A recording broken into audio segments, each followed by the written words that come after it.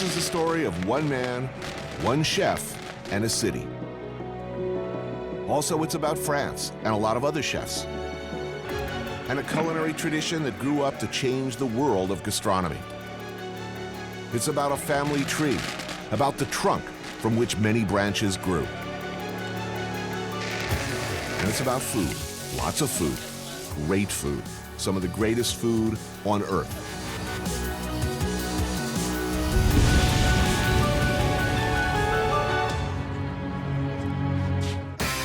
I took a walk through this beautiful world, felt the cool rain on my shoulder, found something good in this beautiful world. I felt the rain getting colder. Sha la la la la, sha la la la la la, sha la la la la, sha la la la la la.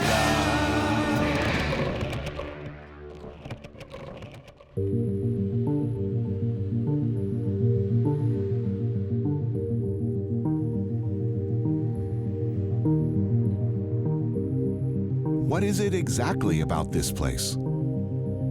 Over the past century, the system here, the tradition, whatever it is that took hold here, churned out a tremendous number of the world's most important chefs. Point, Chapelle, Trois Gros, Bocuse, and as importantly, influenced nearly all the rest of them. Why Lyon? Why is this such a gastronomic capital, though? I mean, why Bocuse here? Why Trois Gros here? Why all of these great chefs? Because Lyon it's really positioned between the north and the south. Right. You are locked in between Burgundy and Rhone. Lyon, it's the second largest city in France, situated in the southeast of the country, midway between the Alps in the east and the Mediterranean to the south. This was also a bottleneck when cars became the mode of transportation. It goes right to the heart of the idea of the Michelin, driving the destination on the way to the... Completely. Out of that system came chefs like this guy, Daniel Boulud. Like Prince or Madonna, he needs really only one name. In New York or anywhere in the chef world, Daniel. The name of his three-star eponymous restaurant in Manhattan. One of many in an empire that stretches from London to Singapore. He came from here, a farm outside the city of Lyon, through the city's great kitchens to Le Cirque in New York, then his flagship. So when did you start working with food? 14 years old, 1969. Uh-huh. I started as an apprentice in Lyon. He started as so many French cooks of his time did, at the very bottom, as a 14-year-old apprentice in the restaurant Nandron. What was your first job in the kitchen? They used to call me the beaver because I was just washing every single day. You know, they make you clean the vegetable, they make you carry all the boxes from the market. 14. You can't do that anymore, can you? I don't think you can make him work 12 hours a day. Right. And pay him maybe $1 a month. You know what I mean? That's, the good old days. yeah, well. Why Lyon? Why here? Look at the fundamentals, the things the Lyonnais think of as birthrights. The right, for instance, to eat delicious cured pork in unimaginably delicious forms. The art of charcuterie, Lyonnais can't live without it. Look at this. Terrine, pâté, sausages, rillettes. It's an art that's revered here and widely enjoyed. Monsieur Renaud. Bonjour, Merci. avec grand plaisir. Tony. Bonjour, monsieur. Tony, voilà. Tony. And few names garner more respect from aficionados of pig than Renaud. Alors, on hache le saucisson à cuire, là, en ce moment. 20 tons of saucisson just inside this room. The holiday are coming, and they're going mad with the production of saucisson. Right. In a relentlessly cold room, pork shoulder, belly, and fatback are fed in batches through a vertical chopper. A sprinkling of seasoning and spices. Comme ça. Removed in large balls of finely but not too finely chopped meat. You do not want to get your hand caught in one of these things. Then mixed to a smooth perfection with the dough hook. Mana. A lot of work. Spread out and layered for consistent seasoning, formed it to shapes, and smacked to remove air bubbles. Make sure the meat gets really tight. Into the sausage machine and piped into organic casings. Trust me, it ain't easy.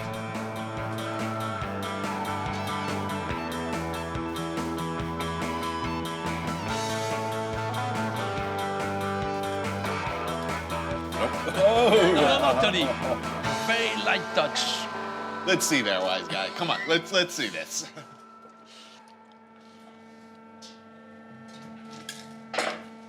That's how you get pregnant. It's all in the knee. Yeah. Just release at the end. It's a serious workplace, but with production nearly done, this being France and all, it's time for a snack and some wine. Doing what I'm good at, eating. This is the saucisson à cuire. This is so good. Là, le sabaudet. Le vrai sabaudet, c'est ça. Sabaudet, another of Lyon's most famous sausages, is made primarily from pig's head, with pork belly, pork shoulder, brandy, nutmeg, and allspice mixed in for flavor. This always cooked, served hot. Yeah. Oh, man, that's good. That's what we're gonna eat with my father. Oh, yeah? I'm gonna get some here of the skin. Saucisson de Lyon, le vrai saucisson de Lyon. Voilà, peut-être un peu trop. He knows he does really good work. He knows how good his stuff is, yeah? Cheers. Ah, nice. It's a beautiful day in Lyon. Yeah.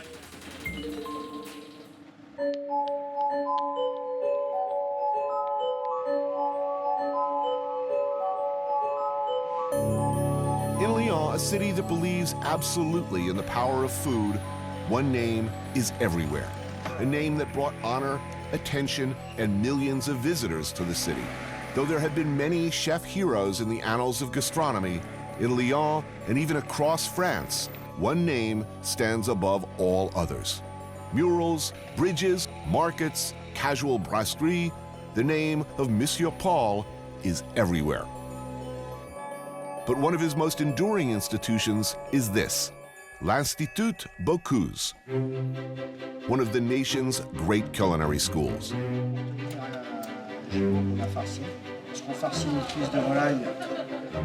Now, just to give you an idea of the standards here, the kind of traditional dishes, baseline, old school fundamentals you're expected to master before you move on to becoming a creative genius all your own,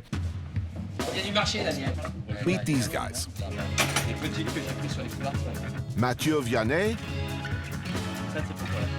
Joseph Viola, and the Institute's top dog, Alain Le Cossec, chefs and MOFs all, otherwise known as muffs. Pretty much pay your flight home, private. Master chefs. Every 4 years, they have this MOF competition. MOF is... Meilleur ouvrier de France. The master craftsmen of France. There's about 30 disciplines of craftsmen where you can acquire the MOF. See that red, white, and blue around their necks? That means they made it through the brutally, unreasonably rigorous competition that pits hundreds of top chefs against each other, where only a handful survive. So it's basically 4 or 5 every 4 years.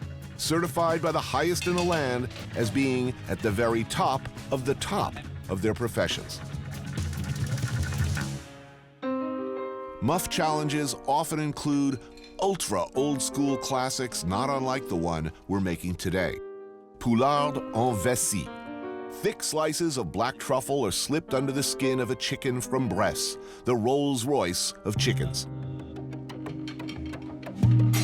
It's then tied, slipped inside a pig's bladder, and steamed in court bouillon until tender. The idea is to concentrate the flavor of the truffle inside the bladder. The dish they choose, it's always in reference to a chef of the past. And this was a dish La Mère Brasier was doing. The at times brutal world of the Michelin star kitchen looks much of the time like a boys' club. But where did they come from? If we track back a bit to where it all began for Lyon and for many of the chefs whose names we now know and look up to, it all goes back to here. La Mère Brasier, the godmother, the original master, teacher, chef, force. 2 restaurants with 3 Michelin stars. an achievement no one, male or female, had ever attained, and for many years, Lyon's most famous chef. Her influence runs right through every kitchen that's come since, and her graduates carry on her recipes and her traditions.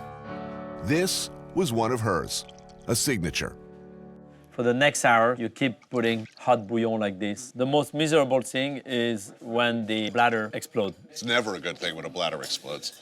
As the chicken cooks, the bladder starts to really expand. You have to talk to your bladder. I do all the time, believe me. Please hold up, please hold up. We're not here. People are looking. Wait till you get in between cars. A rather luxurious sauce of more, much more black truffle and generous amounts of foie gras and triple cream. Perfect. Nice milkshake.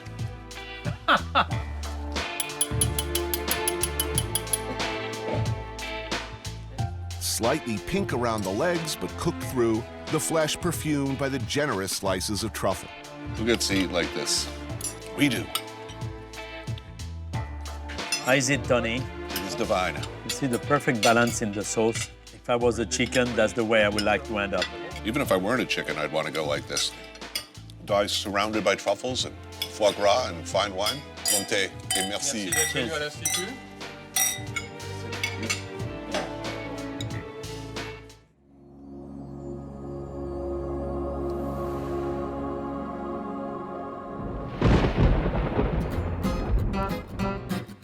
The roaring of a powerful engine, the screech of rubber, and off we go, kings of the road in our Citroën 2 Chevaux, 2 horsepower classic.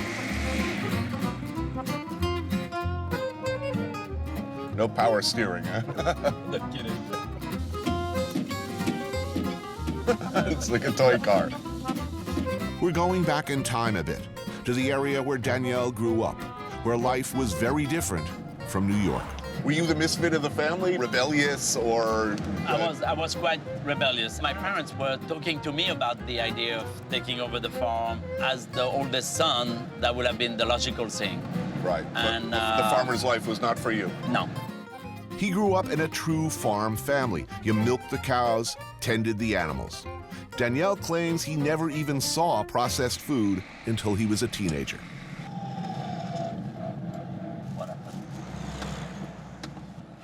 Oh.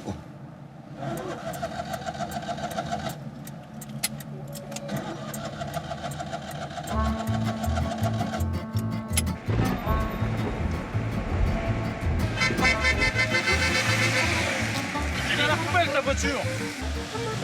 J'en ai des garbage, tu vois. A brief respite by the side of the road, and some passers-by are apparently less appreciative of fine automobiles than we are. A short consultation with an automotive professional, and we're back on the road. Back, in this case, to school. This was Danielle's old elementary school in the nearby town of Saint-Pierre-de-Chandieu. I'm automatically taken back to memories of my own school days. The smell of caustic pine cleaner, chalkboards, and fear. The cruel ministrations of tiny-eyed lunch ladies slopping can loads of prison chow into steam tables. Chipped beef, tuna noodle surprise, and powdered mashed potatoes that haunt my sense memories still.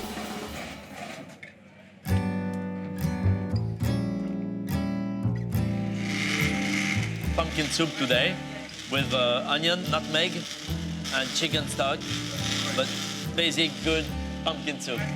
This is Marie, head chef, cook, host, and server for 320 hungry and very discriminating French school children ages 3 to 12. On the menu prix fixe today, a pumpkin soup, a fresh blanquette de poisson with white wine, vanilla, and shallot, served with homemade couscous, and a sauce supreme.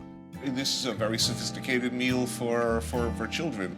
That's a nice meal. I was a little shit in school, frankly. Yeah. And like a lot of the other students, we were like, I want pizza, pizza, pizza. Are the children here open to variety? Oui, beaucoup. Enfin, ils aiment bien, ils mangent très bien. You want to make sure that they always get a little challenged by how the food looks, then the smell, and also the taste after. I think she has a very strict budget. In the USA, greatest country in the world, no doubt, We spend an average of $2.75 per student for public school lunch. Compare and contrast. €1,05 maximum. $1.50. Did you eat this well when you were here? Absolutely. Je m'appelle Tony. Bonjour. Bonjour. Bonjour, Daniel. Ça va? The kids attack their food like hungry trenchermen, wiping out 3 servings in the time it takes me to eat 1. I guess they like it. It's good. Delicious. Well, yeah, this is good. I tell you, I don't think my chef in New York will do better. I love they cook with wine, too. You're going to jail for that in the States. Exactly, I'm making the sauce. Crap, these kids eat fast.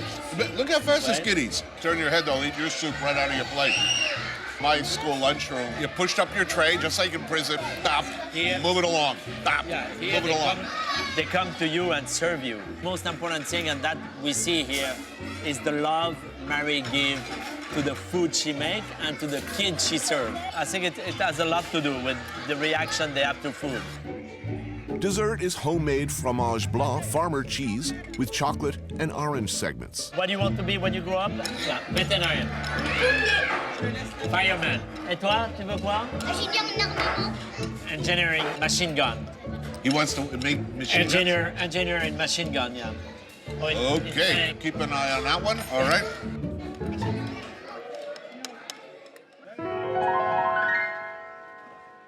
For a dope fiend, feeding the monkey means finding and sticking with heroin. For one poor guy, it's this: French food, in particular, Lyonnais food. The cautionary tale of Bill Buford. Writer, editor, literary lion with a perfectly good job as fiction editor at the prestigious New Yorker magazine. At the undignified age of 53, he pretty much pulled up stakes, put his whole past life on hold, and defected to France to learn how to cook. What happened to you anyway, Buford? You used to have a good job. You hang out a couple of nights with Batali, and then next thing you know, you're living in France. It's true. And cooking. I discovered a whole world that the rest of the world didn't seem to know about. Just a very compressed, intense, lifelong learned expertise and knowledge of food. It's not the Food Network, and it's not glossy magazines, and it's not something you get from reading a recipe book. It's something you get by just going deep. And I was afraid of France because I knew if I took on the subject of French food, I'd have to go really deep. So we went, and we thought we'd stay for 6 months, and we stayed for 5 years. We meet at Bouchon Comptoir Abel. A bouchon is a uniquely Lyonnais institution, a casual, laid-back kind of a pub/bistro with a limited, usually old-school menu and always an unpretentious vibe. People come here to unwind, to relax, and to eat with abandon. So you say outright recently in one of your published works that Lyon is better than Paris. Lyon is a dark, tragic, beautiful, well-eating city, and everybody here knows that they have a really good life, and they don't give a flying fig if anybody else knows about it. They don't actually want visitors.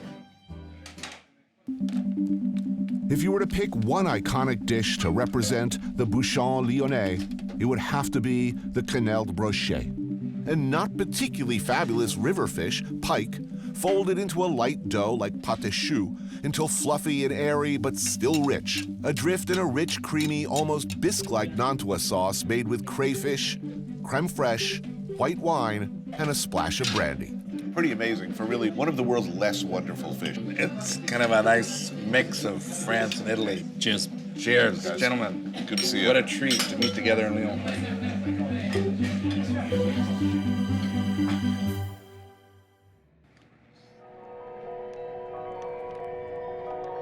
If you're really going to understand a place, love it the way it deserves to be loved, maybe you have to live there. Bill Buford did just that and made Lyon his home. Today he's taking me somewhere only someone from the home team could be expected to know about. It's a beautiful day. The sky is blue. We're feeling the seasons changing, and we're about to go into a dark room, and you eat a very Lyonnaise menu, and you drink a vast quantity of Lyonnaise wine. And what sinister bodies will be in there? The only kind of people who would do this kind of thing on a bright, pretty day. It's a very male tradition. You work hard, you drink harder.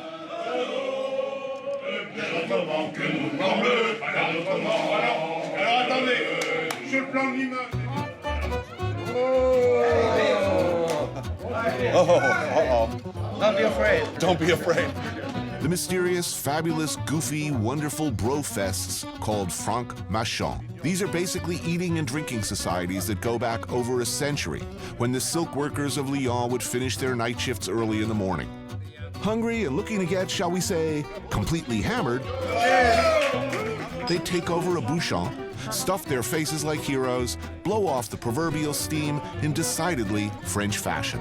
Which is to say, no freaking Italian nachos or mozzarella sticks for these boys.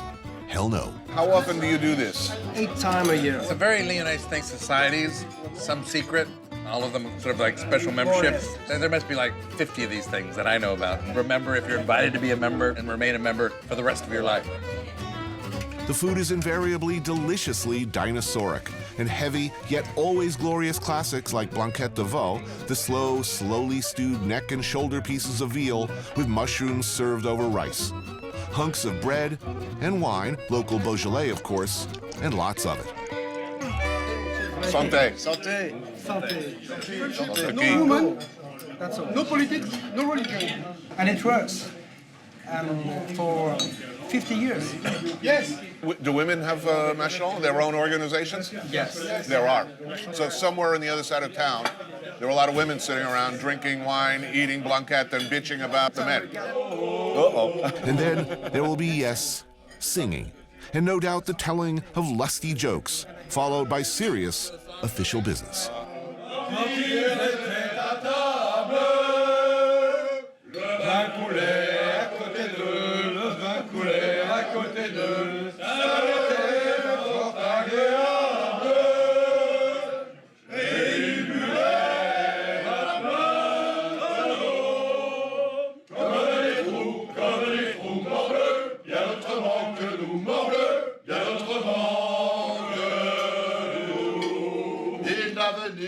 Buffet. Il n'avait ni riche buffet, ni verre de Venise.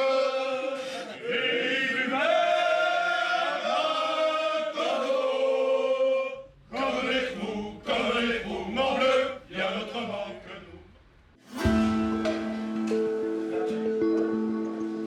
nous. Alongside, and some say above the names of the other culinary giants in and around Lyon, is the name Trois Gros.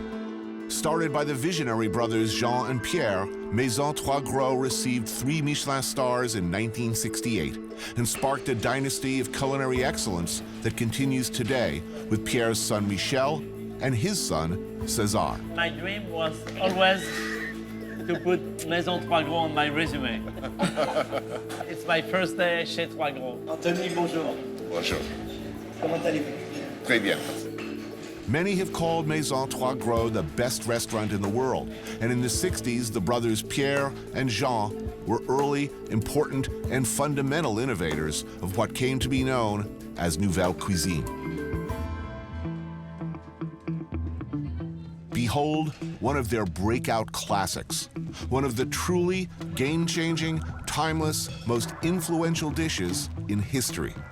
It seems now, maybe, a simple thing, but it absolutely turned the world upside down when it debuted on the Trois Gros menu in 1962. I mean, when you have a dish this legendary, this iconic, there's no escaping. The Rolling Stones will always have to play Jumping Jack Flash. If you Google Trois Gros, you'll see this name. So forget everything you have on Google. Watch it now. Before this, fish was generally overcooked. It was served alongside elaborate garnishes, starches, vegetables.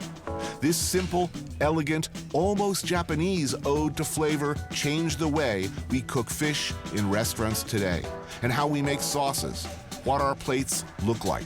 I remember seeing a picture of this as a young man. I'm getting goosebumps seeing this. Thrilling. Perfect. Beautiful. It's all about the timing. The moment you put the fish on the pan, the moment you put the sorrel on the sauce, it's very important. Okay. Wow. Go. All right.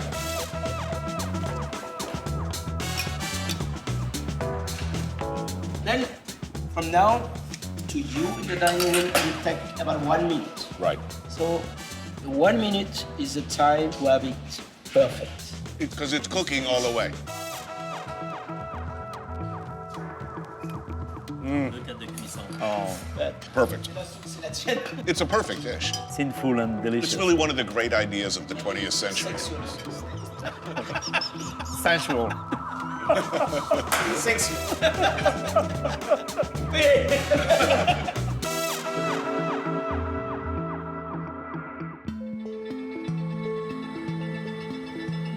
When in Lyon, one can't help but see a line from there, from the rustic dishes of the farm in the Bouchon, to here, the classics of the great tables of Europe. All roads lead here.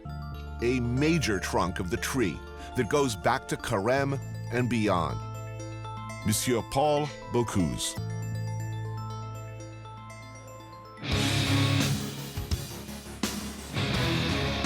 The Brigade, the way it is done and has always been done since Escoffier instituted a military-style hierarchy into the kitchen,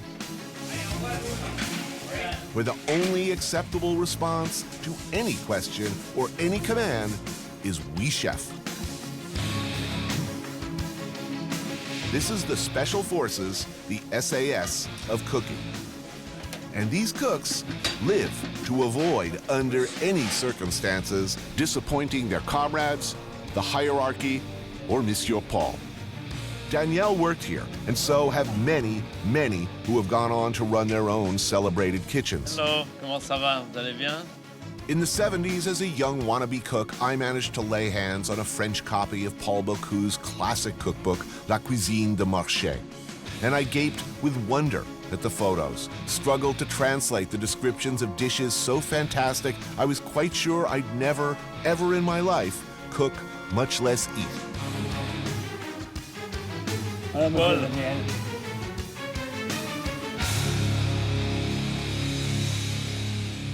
If you could please say how honored and grateful I am to be here. This is a dream come true. Paul, tu sais qu'il est très honoré. Avec plaisir.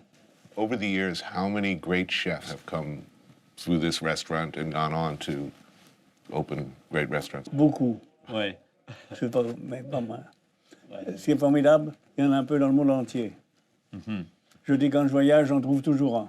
You always have a child somewhere around the world because everywhere he goes around the world. But Bocuse, too, is and was a part of the system.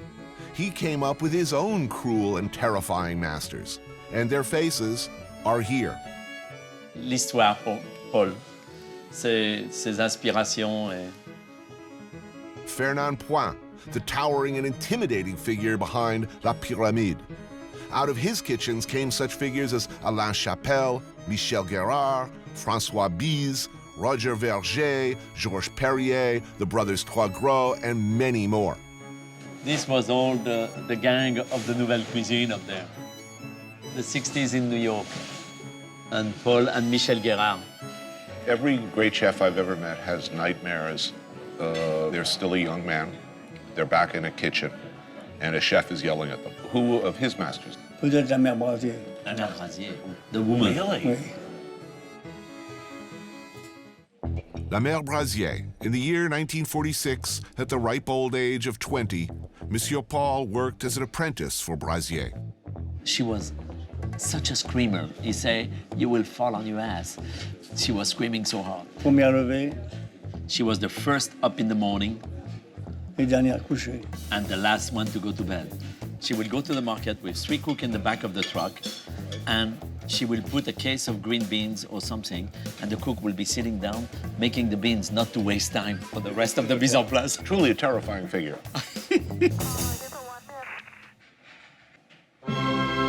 Truffle soup Élysée. I can't tell you how many hours I stared at photos of this dish, how pathetically I tried to replicate it. Never, ever did I think I'd get to try it, much less like this. Loup en croûte feuilletée avec sauce choron. Sea bass with a tomato béarnaise sauce baked in a meticulously crafted millefeuille crust. This is a great moment. Ils ont que 3 caméras. Yeah, you only have 3 cameras? Or? The fish is filled with a delicate lobster mousse, chervil, and tarragon, then wrapped carefully in pastry. Notice, please, the careful and expert tableside carving and service. Nous, ça fait 50 ans qu'on fait les mêmes plats. He has been making the same thing for 50 years. Paul has an amazing respect for classic. A pot au feu, the peasant classic. Tony, get closer. You were totally sending me every one of those pictures, Yeah. by the way. Wow, look at that. This style of dish goes back long before cameras, but it's perfect. Is there a more perfect assortment of colors and textures? In this one, a somewhat more luxurious version.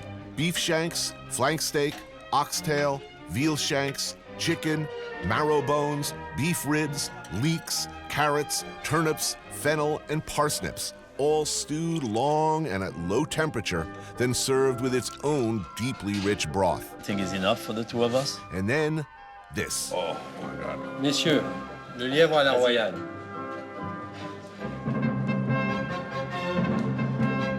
As if the chef had been listening to my deepest, darkest secret yearnings. The legendary lièvre à la royale, an almost completely disappeared, incredibly difficult preparation of wild hare.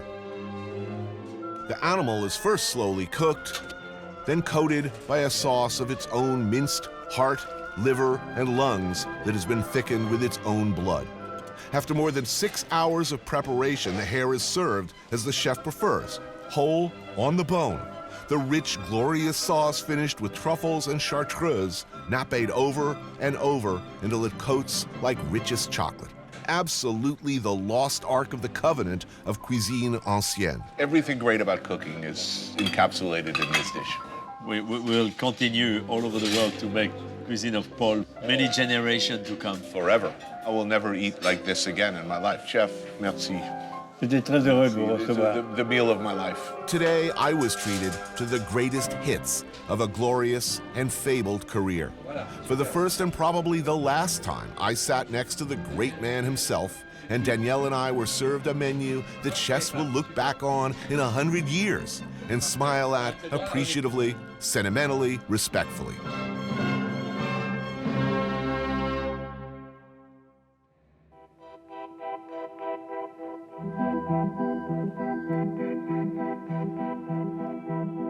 So, me and Danielle were going hunting, and over lunch we'd mentioned that fact to Paul Bocuse, who immediately insisted that if we wanted to go duck hunting, we should come by his crib. And so we find ourselves in the morning mist of Les Dômes, a rural area about a half hour outside Lyon. And sure enough, in spite of his 88 years and the fact that he's been less than well, 9 a.m. on the nose, there he is, sitting on top of his beloved John Deere with his faithful dog Festin ready to go. Nice, fresh morning. Là. Yeah, I was just thinking, the smell is beautiful. That dog is happy. The great chef loves this place, and you can see why.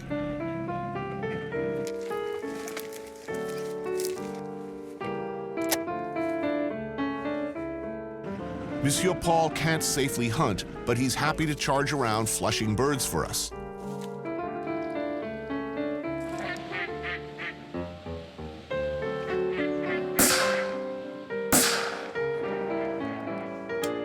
Beautiful.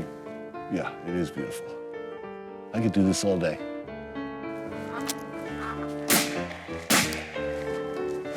That was about as good as we're gonna get, too. You got bulletproof or wild boar? If you look long enough, you start hallucinating. You start hallucinating ducks where there aren't any. You see that one falling? Okay, not a moment to waste. Quickly, a second shot. Okay. You got it? Yeah, Allez, right there. Là-bas, sous le pont. Festin! Oh, Festin, là, là, là. Between me and Danielle and Festin the dog, we managed to actually bag a few ducks. Good job. Donne là, viens là, Festin. Very good. What an easy shot. Then it's back to the lodge, clearly Bocuse's happy place, where we meet up with some hunting buddies of the great chef. You did a good job, no? Qu'est-ce que t'en penses, Tony? Success. Yeah, it's fantastic.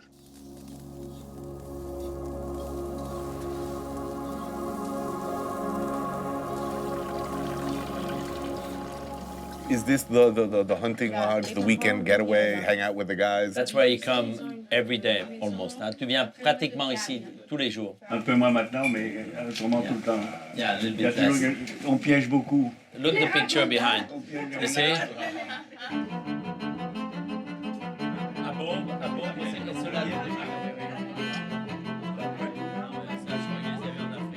For tonight's meal, we pluck and roast some woodcocks over an open fire. Cook up some well-aged duck and pheasant. They made this at the Auberge Paul Bocuse. It's a Swiss star mashed potato here. Is it predominantly butter or predominantly potatoes? You have a head in there somewhere? Yes, of course. Yeah, no. That's perfect happiness right there.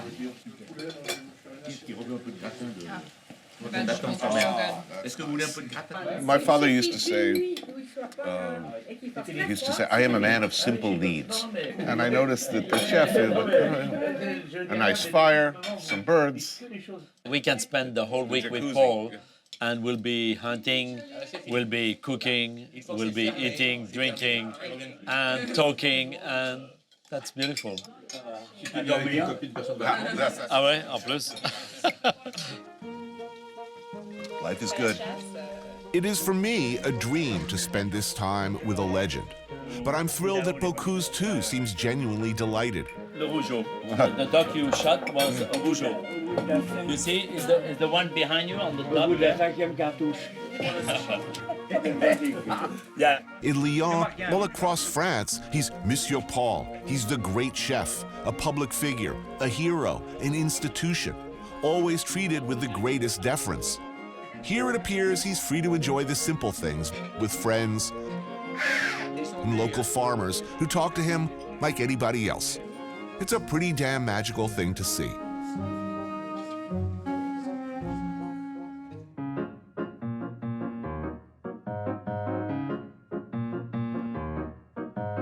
La lumière bleue des magasins. Daniel may be a 3-star Michelin chef, but like so many of his predecessors, he's basically a farm boy at heart. He grew up milking cows and doing farm work here on his family's spread. There is, it turns out, something of a restaurant tradition to build on. The house on his farm was once a small cafe as well, operated first by his grandparents and great-grandparents.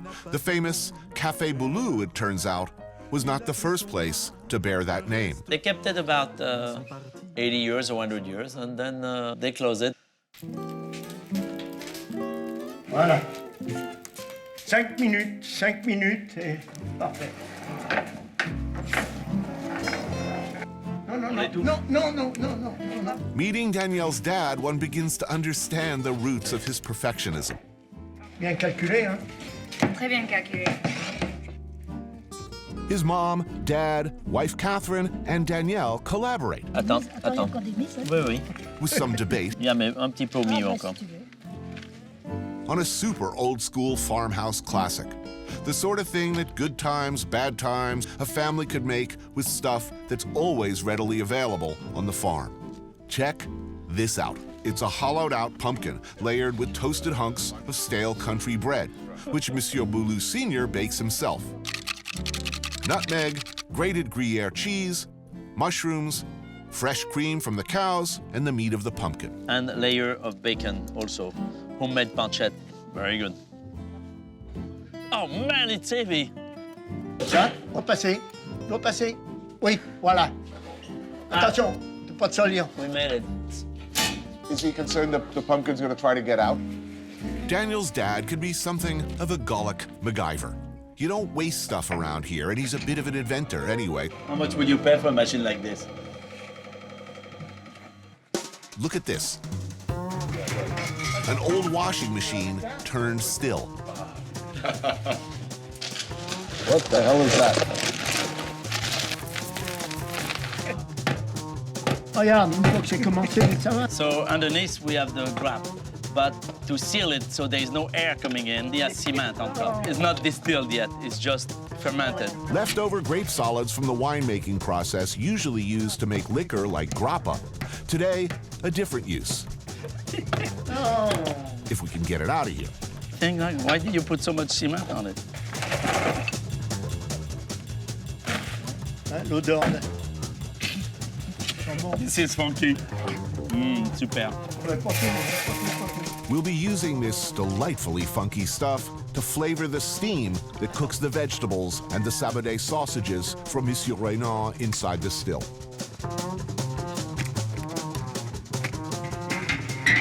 And we come back in an hour.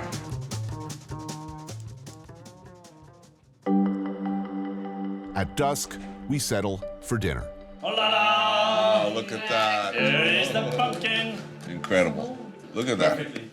Wow. The pumpkin is amazing. We also have that great sabodé sausage from Monsieur Renan. Oh, look at that. Whoa.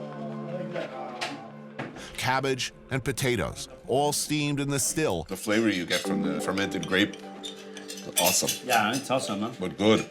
So good. And if you know Daniel at all, he can't really help himself. He's popping up and down, serving everybody, making sure everything's just right. And sitting here with his family in the house he grew up in, you can see where it all comes from. Madame and Monsieur, their son, he's now gigantic international success. When he was a young man at 14 sneezing in the field, did they ever anticipate this? Du tout, non. No? No early indications of greatness? But I mean, there is a line, isn't there, from the farm and haute cuisine. They all reflect the region, hopefully. Yeah. But in the best case, they're interdependent. They come from each other. In fact, who cooks in the great restaurants? Well, farm boys, basically. Yeah. That's who always cooked. My deepest thanks to your mother and your father. Thank you. Merci. Next time, my father make you drive the tractor.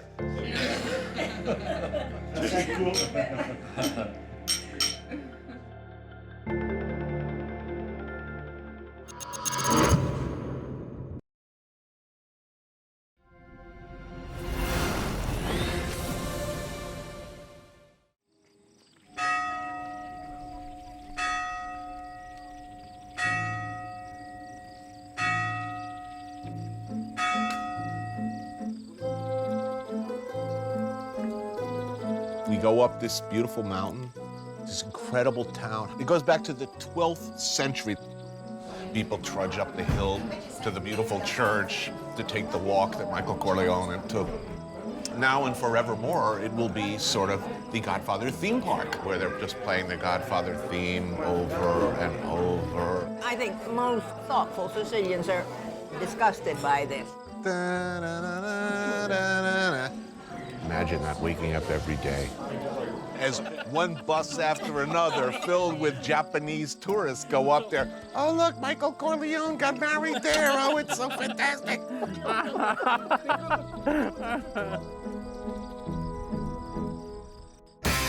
I took a walk through this beautiful world.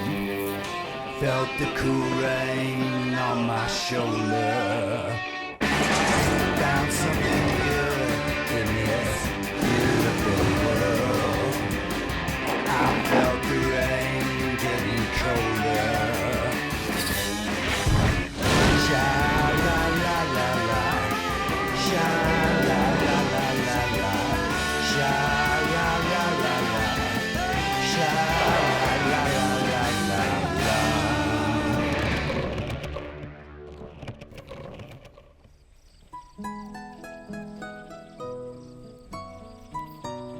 It's one of the most beautiful places in Europe, a place whose roots are very much the roots of the town where I live. But somehow I've never been able to get it right. To tell the story, any story, of Sicily. It's the biggest island in the Mediterranean. Two main towns are Palermo and Catania on opposite sides. I've done a show in Palermo before. It was an epic goat rodeo, a failure of humiliating scale. This time, I was going to get it right. There's the Sicily we know from films, an evocative, deeply felt history that's not quite reality, but cool anyway, right? There's the simple fact of its location, tucked away under the boot of Italy, part of, but not really part of that country. Its own language, culture, its own history of Norman, Arab, Spanish, Roman, Turkish, Egyptian interlopers, all leaving their mark and their influence. I grew up in New Jersey, which was pretty much Sicily on the Hudson. The Italian Americans next door weren't from Milan, I can tell you that much. I guess what I'm telling you is I figured this'll be easy. Villa Monaci della Terranera, a certified agriturismo, meaning it's a hotel, restaurant, and working farm that in this case produces olive oil. How many acres of property do you have? Tony, it's about 40 acres. It's one of the oldest organic farms in Mount Etna.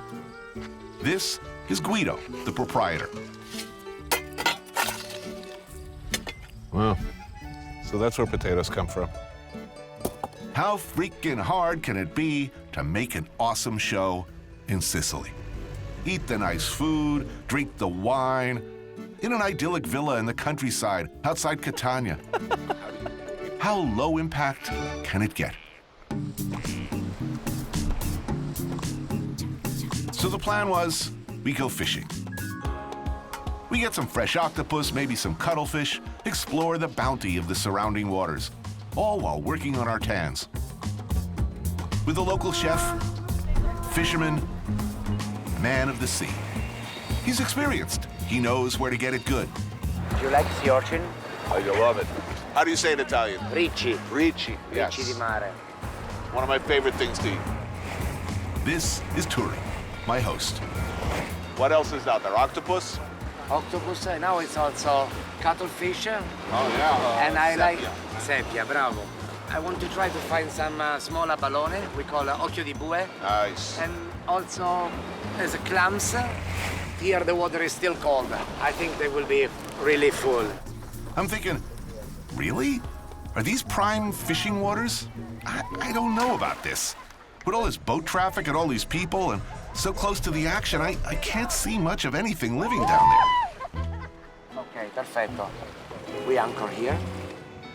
But I am famous for my optimism, so I dutifully suited up for what was advertised as a 3-hour cruise.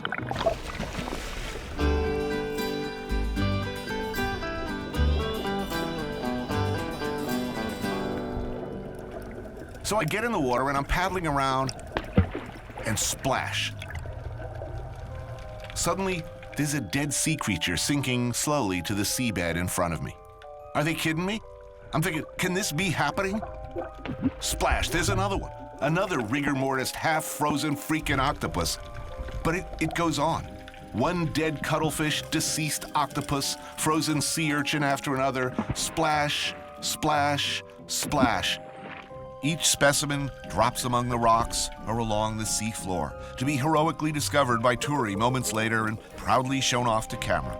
Like I'm not actually watching as his confederate in the next boat over hurls them into the water, one after another. I'm no marine biologist, but I know dead octopus when I see one. Pretty sure they don't drop from the sky and then sink straight to the bottom. How many we have octopus? 3? Yeah. Okay, I try to get some patelle now. And also some occhio di bue, small abalone.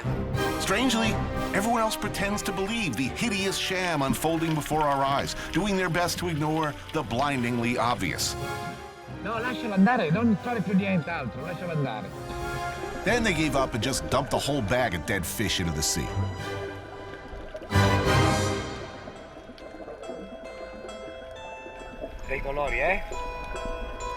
At this point, I begin desperately looking for signs of life, hoping that one of them would stir, become revived.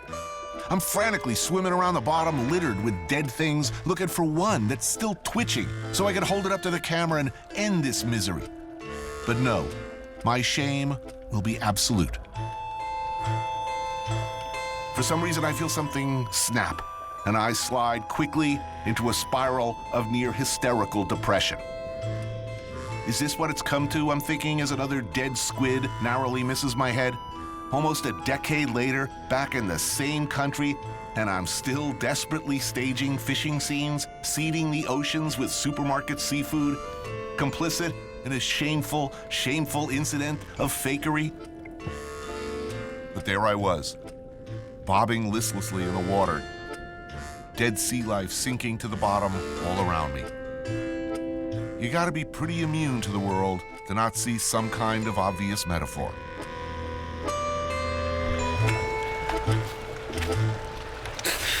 Buona. I've never had a nervous breakdown before, but I tell you from the bottom of my heart, something fell apart down there, and it took a long, long time after the end of this damn episode to recover.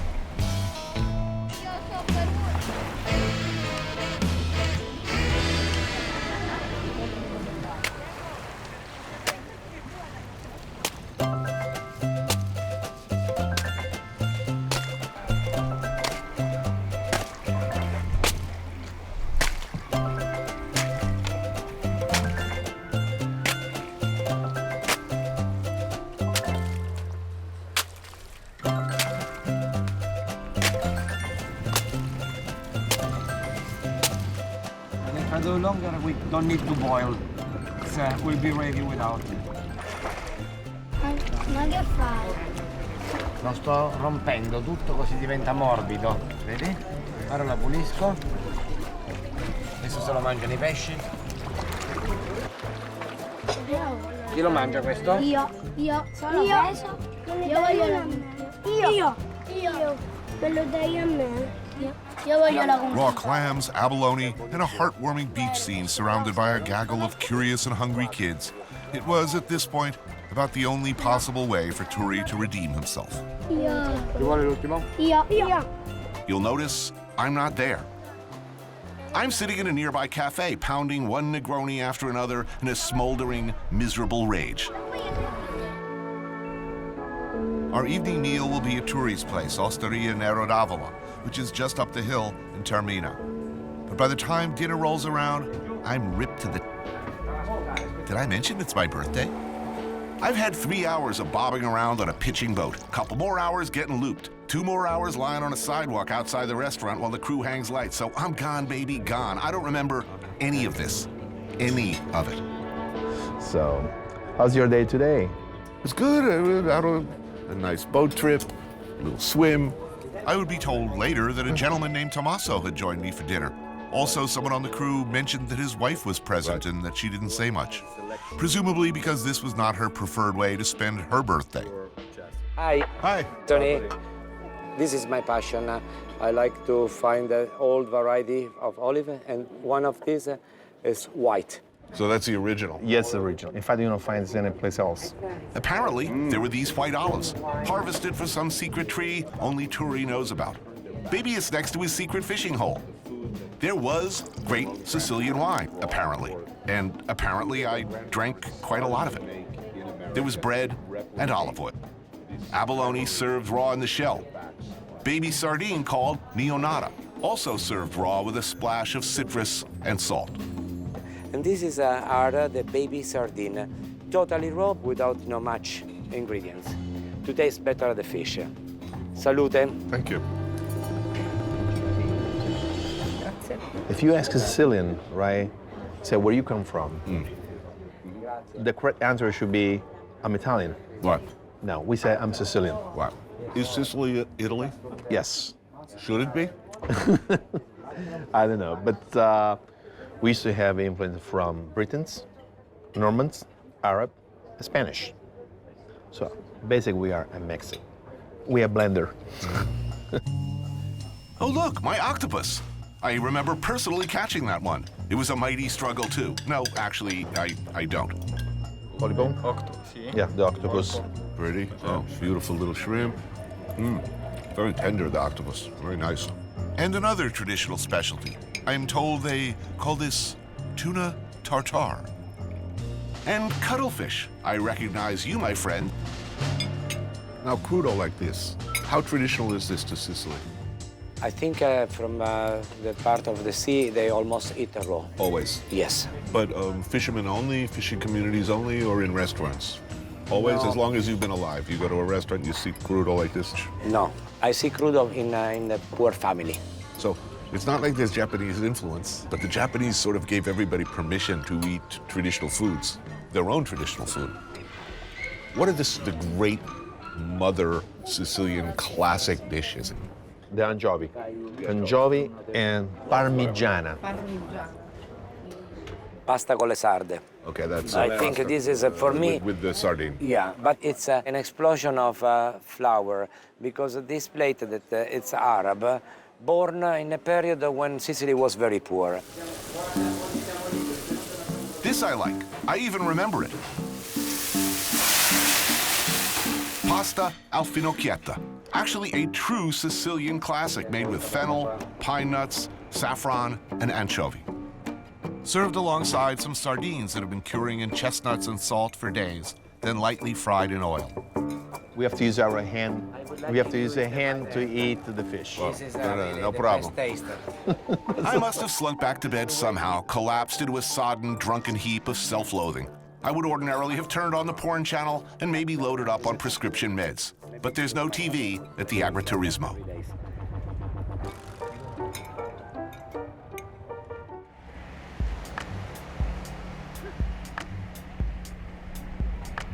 I love the films Godfather 1 and Godfather 2, but they had nothing to do with any organized crime from reality. They're opera, magnificent opera, but basically a morality tale about loyalty and destroying the things you claim to love and want to protect. Actual organized crime members are, generally speaking, a bunch of spectacularly uneducated, lazy-ass sociopaths who have no problem stealing from their own harder-working neighbors. Here in Sicily, their interests are less glamorous than gambling and prostitution. They are, and have traditionally been, a gigantic, parasitical organism, one that has now grown to be of near equal size as its host. Mary Taylor Cimetti is originally from New York, but she's been living here in Palermo for half a century now. She's a food writer and at one time a reformer for social justice, which is a dicey thing to be here. You've been here all this time. Well, why? Well, I came for a year. It was going to be a year between college and graduate school. I just finished college. I met a man, and therein lies the tale. I married a Sicilian, and I've lived here ever since. Piccolo Napoli. It's a restaurant like a lot of others around here, except for the quality of its food. Tell me about, where are we, first of all? Okay. The father and mother of the present owner opened this in 1951. And there's a wonderful photograph there on the wall of the opening day. It started as really a tavern and has become a well-known and much appreciated restaurant now. It's very straightforward Sicilian cooking at its best. We start with some typical things, the kind of things I deeply love. The kind of simple good things that make me happy. Pannelli, which is a fritter made from chickpeas. Some caponata, a sweet and sour eggplant dish, kind of like ratatouille, but more Arab in influence. A plate of olives, and some white wine produced from a small batch vineyard run by Mary and her husband. This is a pannelli? Pannelli. Chickpea flour probably come in with the Arabs, maybe even earlier, because chickpeas have been around for a long time. This is the famous caponata, about as Sicilian as it gets. Yes, caponata and cannoli are the two internationally known Sicilian dishes. Devi mettere prezzemolo, zio. Due spaghetti al nero. This is what I've been waiting for. This is what I wanted Sicily to be, something to soothe my shattered soul. It doesn't take much. A bowl of good pasta. In this case, the famous spaghetti al nero di seppia. Spaghetti in cuttlefish ink. Also, some calzarece al pesce spada. Pasta with swordfish, eggplant, and tomatoes. Okay. Ah, beautiful. Grazie, prego. Perfect, perfect pasta. Very happy with that. Good. I know you've been looking forward to it, so I'm glad it's good. Palermo's an expensive city for some things because the consumer is paying more so that the store can afford to pay its extortion money. The big change that has happened is that up until the mid-'80s, the late '80s, there were a great many Sicilians who thought if they were honest and didn't have anything to do with the mafia, they could live without being affected by the mafia. Apparently, 80% of the businesses in Palermo and 70% in the rest of Italy that pay extortion. That's a lot. That's a lot. That's a lot. But not everybody pays the bite.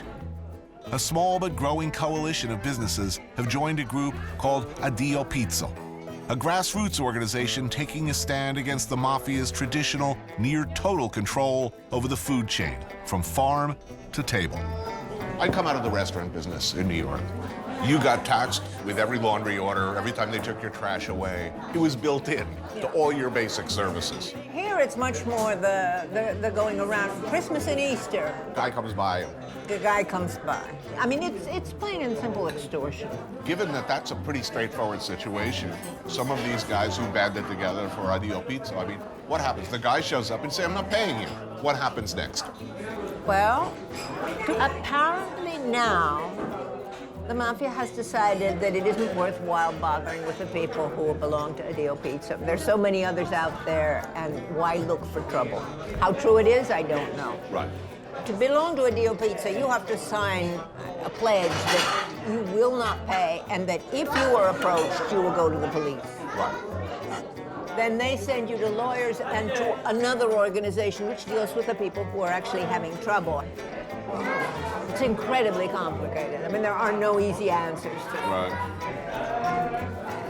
I mean, what about Big Farm? What about some of the things that are happening on a much more legitimate level? I mean, who's more destructive worldwide? I mean, yes, you could make a very good argument. That's horrible. But I'm upset because I'm sounding as if I'm making apologies for the mafia.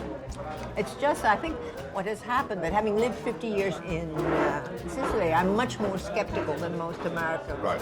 I don't know that...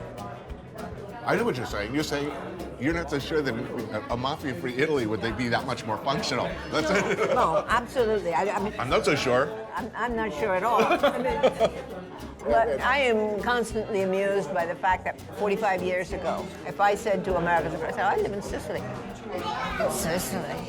How did a nice girl like you end up in a place like that? Really? Now it's on a farm in Sicily. How romantic. Oh, I envy you. So perception of Sicily has changed. Has changed enormously. In 2007, there were only 160 Addio Pizzo members. Now, over 800.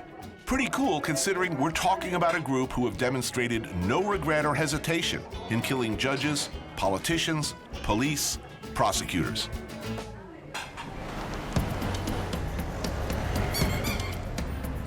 Back to Catania.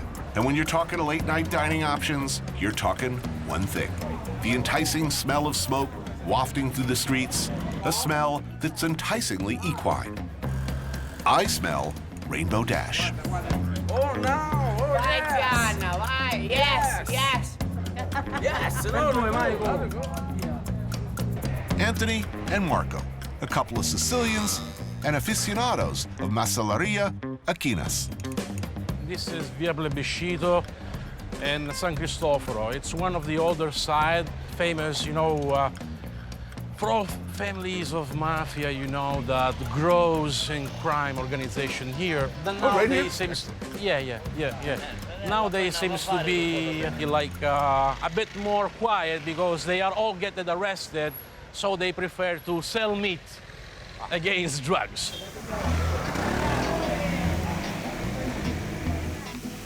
So right over there, you can bet on a horse? You can bet horses, yes. People like to bet horses, and here you eat the one that loses. Right. The loser goes on the fire. It's not a nice thing, but I mean, sometimes happens for real, huh? Cycle of life. All right. Buonasera, buonasera, buonasera. So why horse? Where does this tradition come from? From Arabs. Maybe also the Egyptians. Then we have Greeks, 750 years before Christ. Then we have Romans, because we have to say that Sicilians are big bastards. We can say that. You know? Yeah, of course, because we have been conquered by everybody. Also our dialect. There are many words that are understood by other people. If I say a Sicilian dialect word, maybe an Arab can understand me. An Italian, no, because Italian language comes from Latin. Something different. We are Sicilians before to be Italians. Right. Remember this. Oh, no, I'll never forget. Com'è bella, vero?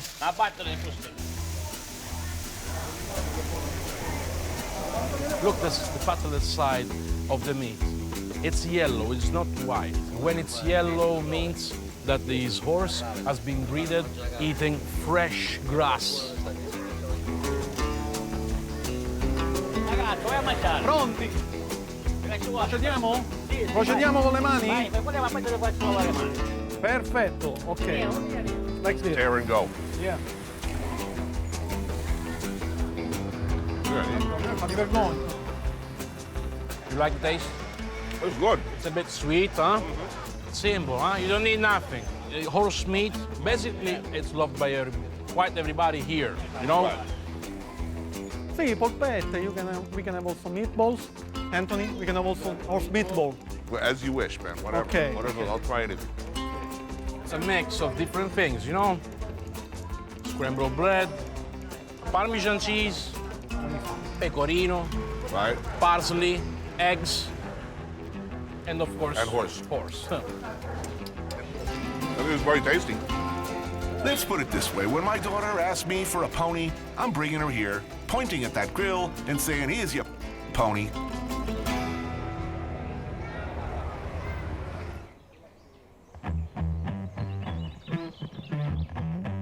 Parco dei Nebrodi is a national park, and within that is this free-range pig farm. They breed these special heritage pigs there, the black boar of Nebrodi. Combination of wild Sicilian boar and domesticated swine, thought to have been brought here from Spain long ago, this breed of pig is raising the profile of the pig here. Smell of shit everywhere, eh? Look, they hear now the noise of the car. They will arrive. Fantastic. Like any good-tasting, high-quality pig, the secret is largely, what were they fed? How did they live? Were they happy? I'm a hunter. I never seen so many in once. It's like I feel... You should be shooting something. Yeah. È spettacolare, eh? A poorly fed pig who lived his life in squalor, stress, and fear makes for bad pork. This is why we should treat animals well, not just because that's the nice thing to do, but because it makes them provably more delicious. Questo è un gran camminatore, riesce a fare roba come 30 km al giorno, per cui è un animale che vive salutare, vive bene. Chestnuts, acorns, roots and stuff foraged from the hills, supplemented by some nice, fattening grain during the winter months, when wild food is less easy and less plentiful. They catch here the animal only with the traps. Right. It's a shame that they don't let you shoot. I like pigs. Not to hang out with, to eat. I don't have a tattoo of a pig or anything, but I like them fine. And when given the opportunity to shoot one in the brain, or see one shot in the brain, so that I may sup on its entrails and other parts, I'm down. That's what's called cheering me up from some manic depression. Bang, and this pig is like Paulie. You won't see him no more. What's that?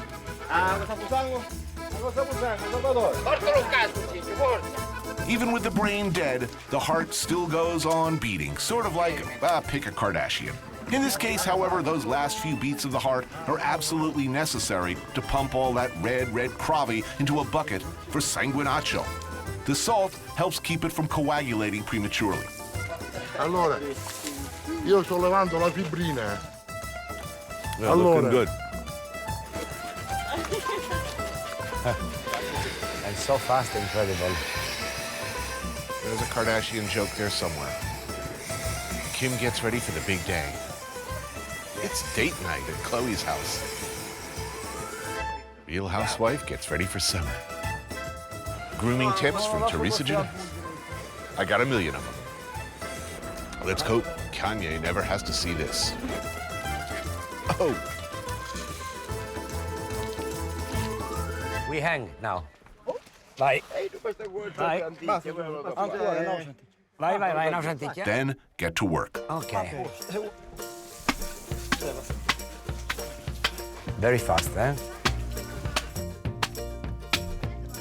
All those good bits, the lungs, kidneys, they get cooked slowly in fat with garlic, chili pepper, little wine. Is a meat also what? The liver? Sì, fegato, cuore, un po' di salato, vino, forse qualche poco di gatto. So it's all in the interior. All in the interior with a little bit of fat. That's like pork confit. Yeah. Ah, that's pretty. Meanwhile, the intestinal casings get filled with blood and gently poached until creamy, bloody delicious.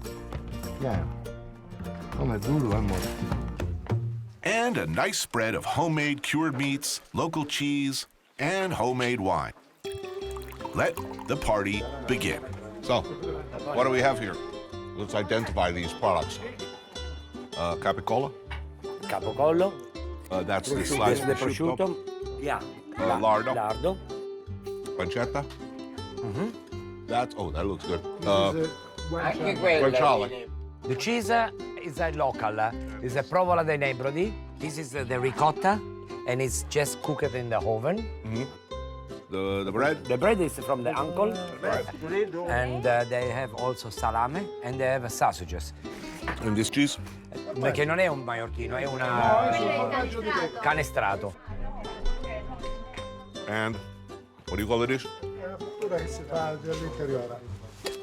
L'interiore. Yeah, the interior just on a pan. Right. Beautiful. Interiore. That's good. Oh, the best moment of the day. Indeed. Oh, yeah. What do you think about the cheese? It's good.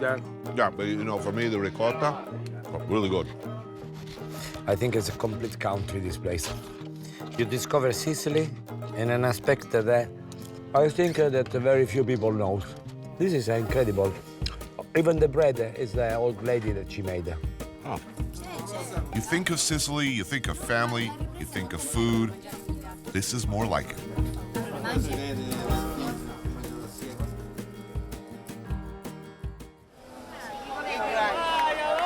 Spaghetto numero 7, Dalea! Numero 7 spaghetto, ai, ai, Pepe, dai, mangialo, mangialo, mangialo! Vado bene! We'll stop here for the shrimp. Catania, the early morning market. It's been going on for longer than America's had a country. It's old, I tells you. They know you here? You shop here often? Yeah.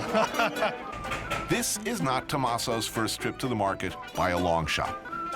His mom is a regular. She comes here almost every day. The eggs. And you see, this is a mix up. You can find here everything. Each butcher, more likely they have their own specialty. Fresh ingredients, you know, baby lamb. Yeah, baby lamb, the sausage, the hamburger, the polpette. That is the pecorino normal. At least it's about 6 months old, at least. Oh, over here.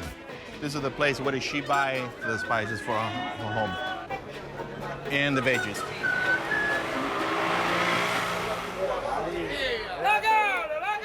This is what the market is best known for, seafood. Buongiorno, caro. This one is one of the biggest resellers that we have in the fish market. You can see also the variety. Yeah. We consider the tuna like a pig. We don't throw away anything. See, this is typical. You can find all here. Oh, those are the tiny, tiny little clams, Right, yeah? yes. This is another thing as well. Oh, whelks. In Sicilian, they call mucuni. You can see the shrimp normally still alive. So I see sepia, baby... Yeah, baby sardine. Swordfish. I'm joining Tommaso for lunch today. Mom's cooking, so we gotta do some shopping. Shirley. Oh, buongiorno. Buongiorno, come stiamo comendo questo gambero? They look beautiful. Yeah, the color is beautiful. E buongiorno. Come So we'll go have a little crudo today. So the shrimp and... Baby sardine. Grazie. Una buona giornata. After you. What do you want to try? Blood sausage? Sanguinaccio. Sanguinaccio, allora. Allora, un pezzettino per assaggiare. Just blood? No onion, no spice, nothing. A little, what do you know, a little salt? Con il sciolto, poco poco. A little pepper? Sì. Ben salt.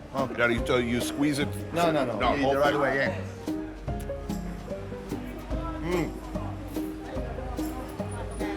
Questa sì, è italiano? Sì. Trippa. Trippa, sì.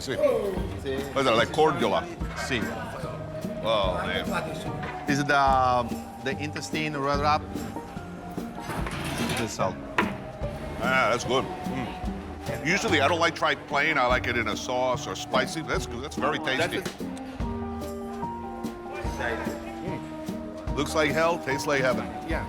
If you like this, you're Sicilian. You're right. Rivede. Parete.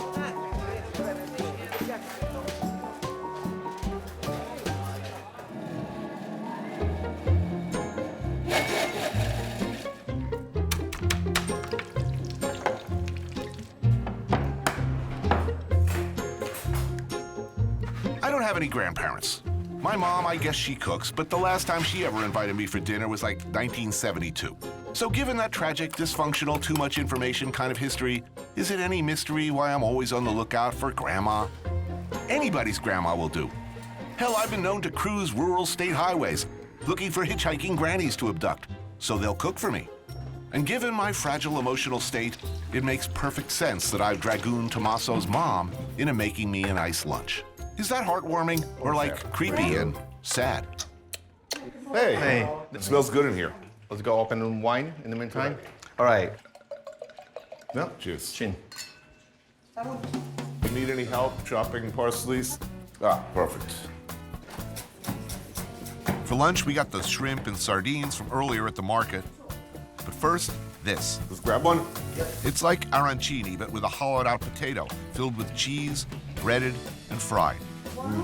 Ooh, delicious.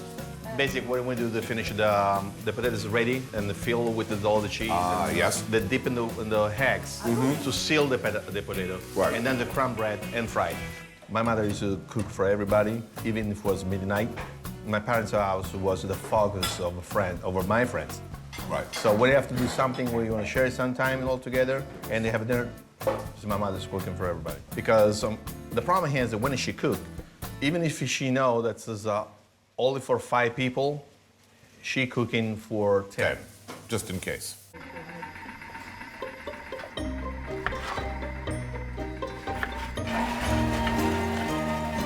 More caponata. This is Sicily, after all, and this is the classic starter. Also, a bread and tomato salad. Would you like to try something? That's old school. We toast the bread, make it a little bit harder. And normally we do with bread at least 2 days here, two days old. Right. It's really good. Really, really good. That's Sicily right there. Right, yes. Fresh shrimp sauteed in garlic, butter, and herbs. I've noticed over time, as I travel around the world, that every great and enlightened culture, when they were confronted with a shrimp or a prawn, right away. That is the way you see if it's fresh or not. Yeah. So, typical day when you were 15 years old. What did you eat for lunch? We'll never missing pasta for lunch. Pasta and meat or pasta Yes, and fish? And fish. Of course, something locally. Basically, you have to go right behind the corner to find your products. So whatever we can produce in Sicily, that's what we choose to buy. Watch this. You're gonna zip the bone right out. Out comes all the bone. Who needs a knife? Sardines filleted neatly, sauteed in garlic and oil, a little red pepper. That's a beautiful thing right there. Botticelli, gliela messo? Well, I'll tell you, in the other 2 hours here, I'll be speaking Italian. Well, I'll be speaking Sicilian. Freddo no buono, caldo sì. Yes, they'd have to eat it hot. This is very nice. Yeah, really, if you don't like this, there's really no hope for you. Ah, Tommaso, diglielo, chi è che non ti piace fare queste cose? Che non ti è piaciuto? There's something that you don't like it. Everything is fantastic. Tell her because I'm so happy. This was a delicious meal to eat in this this beautiful home with some really good home cooked food. Grazie.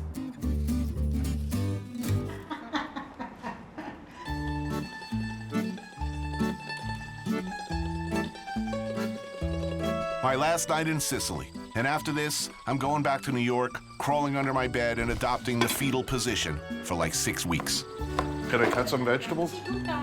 I may look normal. Okay, I don't exactly, but I'm not barking uncontrollably or running around shrieking with my pants wrapped around my head, which is what my instincts are telling me I should be doing. To me, one of life's great joys is cheese. No, I'm eating cheese, which makes me happy, always. And drinking wine, good wine, and a hell of a lot of it.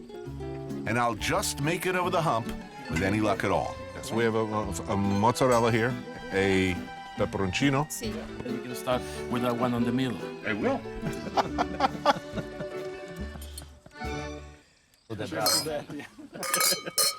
Turi joins me for a final meal along with Antonio, Guido, and Guido's girlfriend, Ada. This is an agriturismo. This is not a concept that exists in America, but it is a concept that should exist. Okay, now please explain what it is. Agriturismo is an hotel linked to the territory. You have to use local product, local recipe. Penne with sun-dried tomatoes, zucchini, all from the farm. Oh man, that looks good.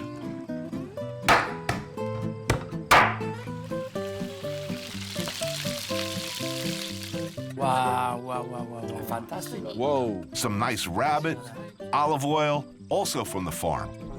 More wine. I might just make it. What now? This is called coniglio agrodolce, sweet and bitter. If you talk about Italy as a whole, it is the most interesting aspect of Italian cuisine. I mean, not just gastronomically, but philosophically, because it is a philosophical thing. Life is too good. I need a little bitterness to remind myself of the eternal tragedy of our existence. You are right, the part sweet and sour of the life. One final attempt before I go to extract something meaningful on what it means to be Sicilian. What's wrong with these people in the north? People from the south are coming from this Greek stream culture, where the philosopher, while in the north, the Austrian came through, you know, so very that's the harshest, meanest thing anyone could say. Oh! Very practical people, and figured out that the last century, the 3 best writers in Italy are from Sicily. Because they consider us just like a weight when there are problems. Right. But finally, on summer, they all come here to make vacancies. It's a good thing for us, you know? In the end, it all comes back to The Godfather. We go up this beautiful mountain. It's this incredible town. It goes back to the 12th century. There are few places on earth more beautiful. But there we are sitting, and what? It was like a Godfather theme park. Oh, look, Michael Corleone got married there. Oh, it's so fantastic. You know, I just look at these people, you know, with the Godfather T-shirt, you know, on top, and I say, oh my God. Why people get stuck on this I love the Godfather movie? Because there is this big sense of family. Michael had many options. He destroyed his family. And everything he touched. In a way, it's fair. So it's fair. Coppola did a good movie for sure. Coppola, he didn't it up. No. No. No. No.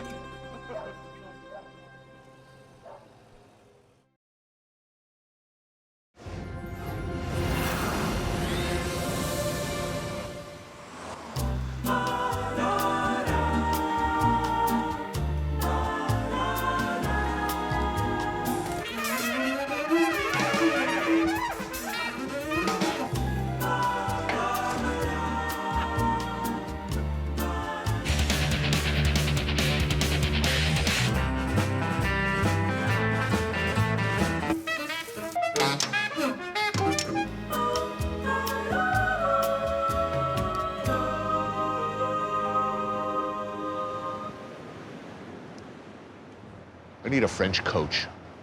I took a walk through this beautiful world. Felt the cool rain on my shoulder. Found something good in this beautiful world. I felt the rain getting colder. Sha-la-la-la-la. Sha-la-la-la-la-la. Sha-la-la-la-la. Sha-la-la-la-la-la.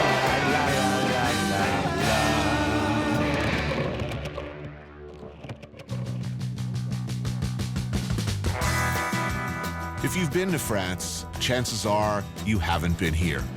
France's second largest city, the oldest city in France. It sits right by the Mediterranean. The food is famously good. Yet it's a victim of bad reputation, bad history. Marseille, as it turns out, exactly the kind of place I like. But this is a buddy picture, isn't it? Eric Ripert is the chef of the 3-star Le Bernardin in New York. The Chevalier of France. I think that means he's some kind of knight or something. And my friend. This causes him some problems. He, I like to remind him, has a reputation to protect. I do not. Welcome to Marseille. Yeah. You've never been here? Never. How is this even possible? You grew up how far from here? Like 50 miles, 100 miles. You grew up 100 miles from here. What prevented you from coming to this clearly beautiful city? Because it's clearly beautiful. It's a fantastic city. I mean, it's beautiful, I agree with you. But it has the reputation of being a dangerous city. You live in New York.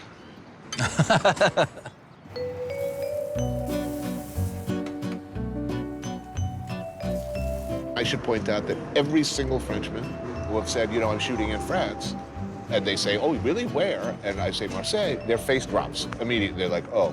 Why that? Because they think it's ugly? Do you know what they say? They say, this is not France. With a Z like that? This is not France.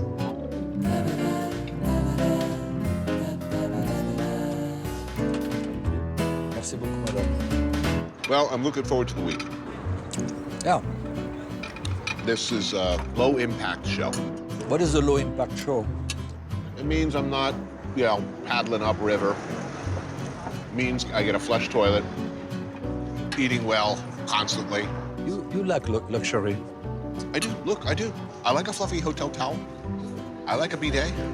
Look, I like warm jets of water squirting up my ass. I mean, who doesn't?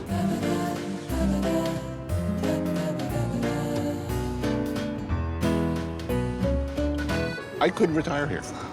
I could retire here too. You see, that's the sort of the measure of a place for me, is like if you start thinking thoughts like that, that must be nice. I could live there. Just me and my watercolors, you know, just puttering. I'll do that. When you retire, are you going to putter? What do you know what putter? Putter means? No.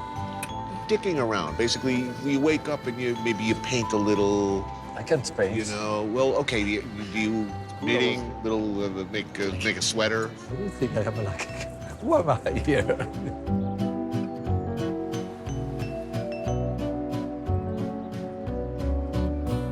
I will try to go fishing. I've never catch anything in my life. Do you actually fish? Do you know how to fish? Do you ever fish? I don't know how to fish. I'll show you how. All you need is a car battery and a couple of cables. Trust me, you get all the fish you want. Yeah, they come right up. You end up in jail, dude. Well, there's other ways. How do you say dynamite in French? Dynamite. Dynamite, see? I do speak French.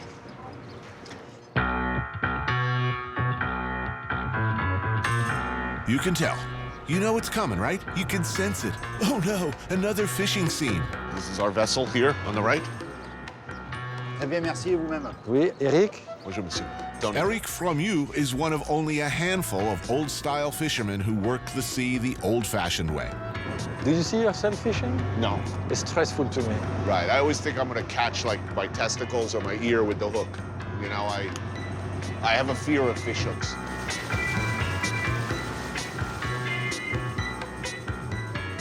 Yeah, he's catching denti. Yeah, he said it's the uh, best fish of the Mediterranean. I have no idea what he's talking about. Well, hopefully we'll see. Well, hopefully we'll test it. Well, he's supposed to deliver to Le Petit Nice. Oh, that's right.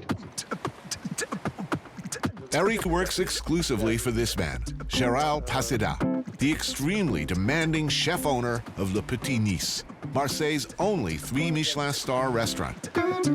I'm waiting for my fisherman, actually. It won't be long. It depends what the Mediterranean Sea will offer to us. So it's a long liner, Tony. And how long is the line? Well, he says he has about, today, 300 hooks. So he basically lays it out at night, comes back, and pick it pulls up. it in. Yeah. Maintenant, il faut virer tout le matériel. Combien il y a de pêcheurs à Marseille qui vivent comme vous? Dans ce travail-là, Dans ce travail comme ça, là, ouais. on reste 5. Wow! In Marseille, it's only 5 guys, 5 fishermen who are working like him. Wow.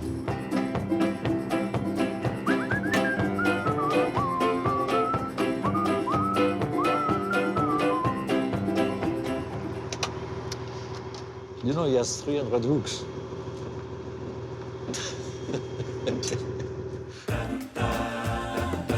He's arriving, he's arriving.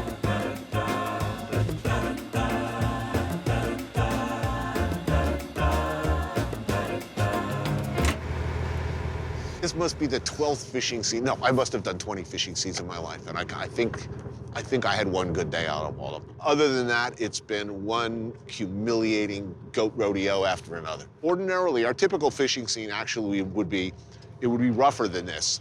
So we'd be pitching back and forth, and I'd be hanging on to the contents of my stomach only by realizing that they're feeling even sicker because they have to look through the viewfinder. True, yeah, so of they're course. like, oh. So it's basically, you're playing this sort of race against time kind of a game. It's like, who's gonna puke first?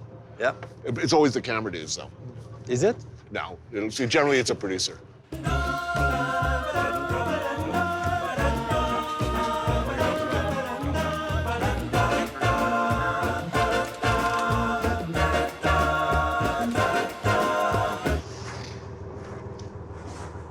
Les mauvaises journées, ça va arriver. Mais alors celle-là, je la marquerai d'une pierre blanche, je te le dis. He said, bad days, I had some bad days, but this one... This is the worst. This is the worst. Well, there it is. Another extraordinarily successful fishing scene in the can. Time to reap the rewards awaiting us back on dry land. You'll tell me if there's like any oiled up Amazons behind me. Behind you? Right, frolicking naked. Yeah. Right now, they're kind of like mature Amazons, but it will happen. Ah, here's the chef. Super.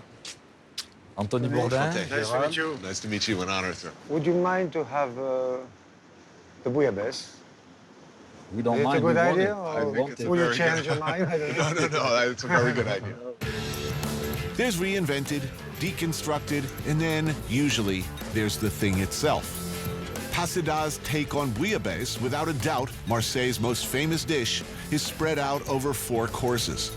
First, shellfish carpaccio of raw mussels and clams. Magnifique. Ça, c'est super, hein?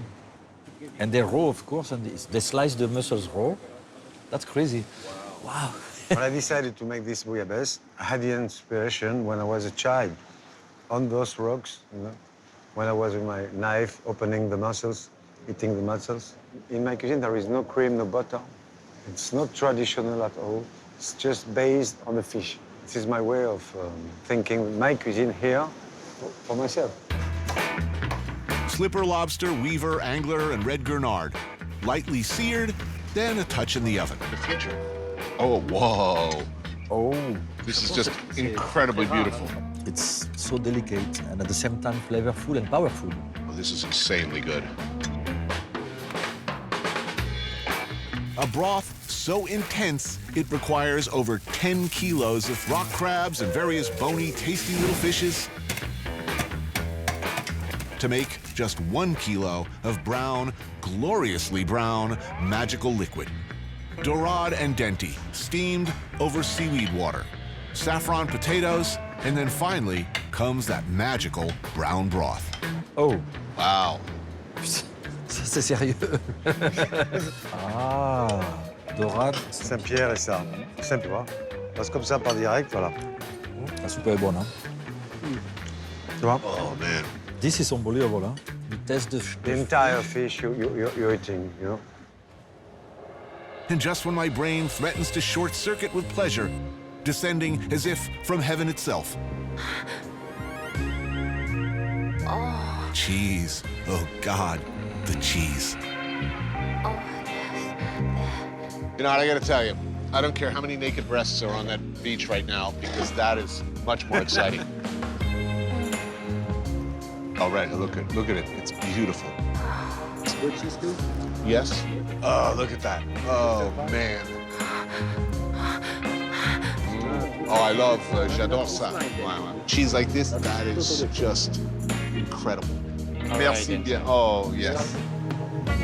Oh, yes. Oh, yes. Oh.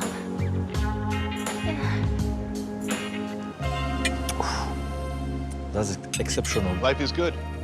Life is good. In Marseille. It is very good in Marseille.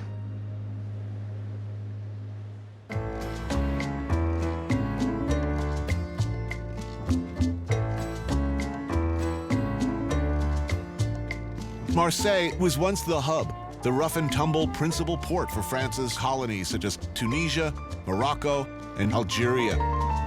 As a result, the sights and smells of Africa permeate the city. There has been attempts to dissuade me from, oh, Marseille, you don't want to go there. And yet I come here, correct me if I'm wrong, it is a beautiful city. It smells good. You smell the different pastries, the tagine, bouillabaisse, and bourride, and it's an extraordinary looking city, and the people are really interesting looking. In Marseille, you are in the center of the world because the world is in Marseille. We are connected to the Mediterranean Sea, so it's very different from the north of France. I feel closer to a guy from Morocco than a guy from maybe Germany or etc. It's different. Cédric Fabre is a Marseillais crime writer who spent decades deciphering the dense layers of crime and corruption, pastis, and sunshine. It's a perfect town for writers of noir. Plenty of atmospherics and lurid history. Why do you think it's such a fertile ground to set a crime novel? For me, it's more interesting because you write about the place you live in. I walk in the street, I have an idea, etc. I couldn't write about the past things like James Elroy does, because I have to know the real part of the city, the people. Here it's a really interesting stew of characters. In Marseille, there is a very poor area and a very rich area. The difference between those two areas is the worst in France. So that makes an interesting city, because when we write a crime novel, we write about those differences between the poor people, the rich people, etc. So that's interesting. Famina's is an Algerian restaurant with some of the better couscous in town. And since it's a very filling dish and I've only got one crack at it, I go for the Royale. What else? Vegetables, chickpeas, merguez sausage, chicken, hunks of lamb, and meatballs. What people say is that everybody sees themselves as Marseillais first and French second, regardless of your background. Is that true? Because in Marseille, we love that city, it's our city. And in the same time, we hate a lot of aspects. We have both love and hate. It's part of a complex, I think. Marseille has always made the bad choices in politics. When France lost his colonies. It was an economic disaster for Marseille. I'm thinking about one of your cities in the States, Detroit. It was a huge city, it was very important. And a beautiful. And what happened? Yeah, we abandoned Detroit. We abandoned it. It became too black for America to love. Maybe France is abandoning Marseille. Sometimes people say, in Marseille, people, they are racist. I would say, in Marseille, people, they are connected with other people. Let's hope Marseille people figure that out, because I think it's amazing here.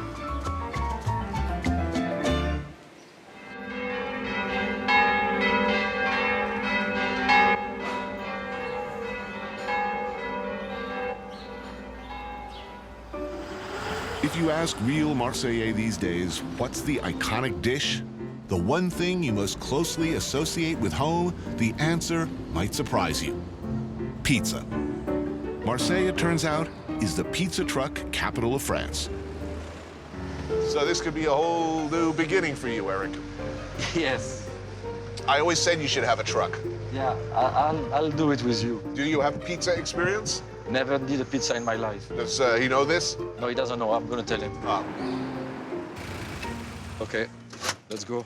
Our employer for this episode of the Real World Geriatric Edition is Jean-Denis Martinez. His yellow truck, a rolling pizza oven, is well known in the neighborhood, meaning he's busy. He's taking orders too.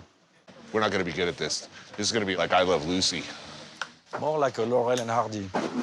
This is like a nightmare. I actually have this nightmare where like there's orders coming in and I don't understand what they are because it's in another language and I don't know where anything is and I'm falling behind. This is literally my nightmare. Okay.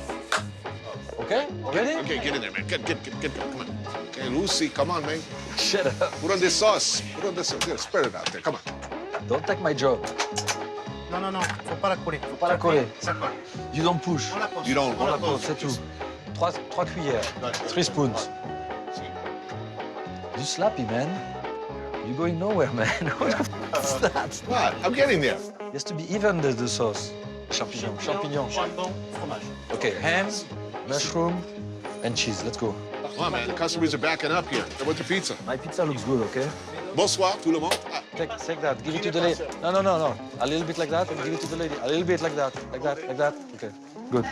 It's for my own. Pizza, I soon notice, is different here.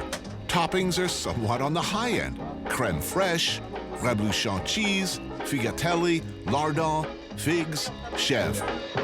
Look at this line. Stop digging around with your insane perfectionism.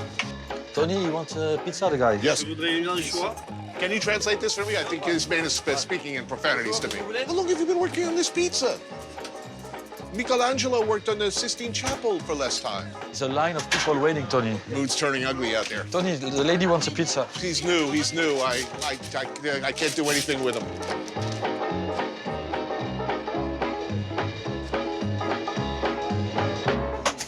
What happened? You have a union break or what? Yeah. Hey, this is France. Get a nice break. Have I worked my 22-hour week yet?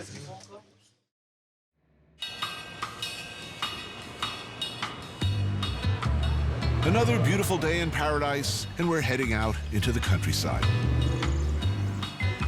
And as always, when embarking on a brotastic adventure, an appropriate vehicle is called for. In this case, a 1972 Citroën Maserati. This car is sweet. Yeah. It's totally 70s. Hugh Hefner probably had one of these. No? Alain Delon probably had one of these. I'll bet Serge Gainsbourg. Serge Gainsbourg? Nah. Serge Gainsbourg probably banged like Jane Birkin in the back of one of these. No, actually, you need a little more room. Lourmarin is a 1,000-year-old town about 90 minutes from Marseille, a picture-perfect village known for its farmers' market. Do you like green salad? If I make a green salad, you're gonna eat it? No. This one is better, right? That one, okay. We take the female. They have a black tapenade with basil. Yeah. Or like the traditional one. Let's go traditional. Traditional, okay. No time to mess around here. We're gonna eat like pigs. You know? So what else is new? We need the saucisson and the olive Yeah, oil. definitely. And some bread. And the bread. Oh, and wine. And the wine. A very, very, very expensive wine. Yeah? Yeah, we're blowing out the budget. Et le Gigondas, il n'est pas aussi bon que le Châteauneuf. Pareil, mais c'est un peu inférieur. Okay, Mais ces deux sont la même good. chose. Need more money. So we open 2 reds. Je laisse comme ça, hein. We're gonna be smashed. Il travaille pour le pinard. Ok, on est bon avec ça, super. Ciao. Merci, ciao. Merci beaucoup.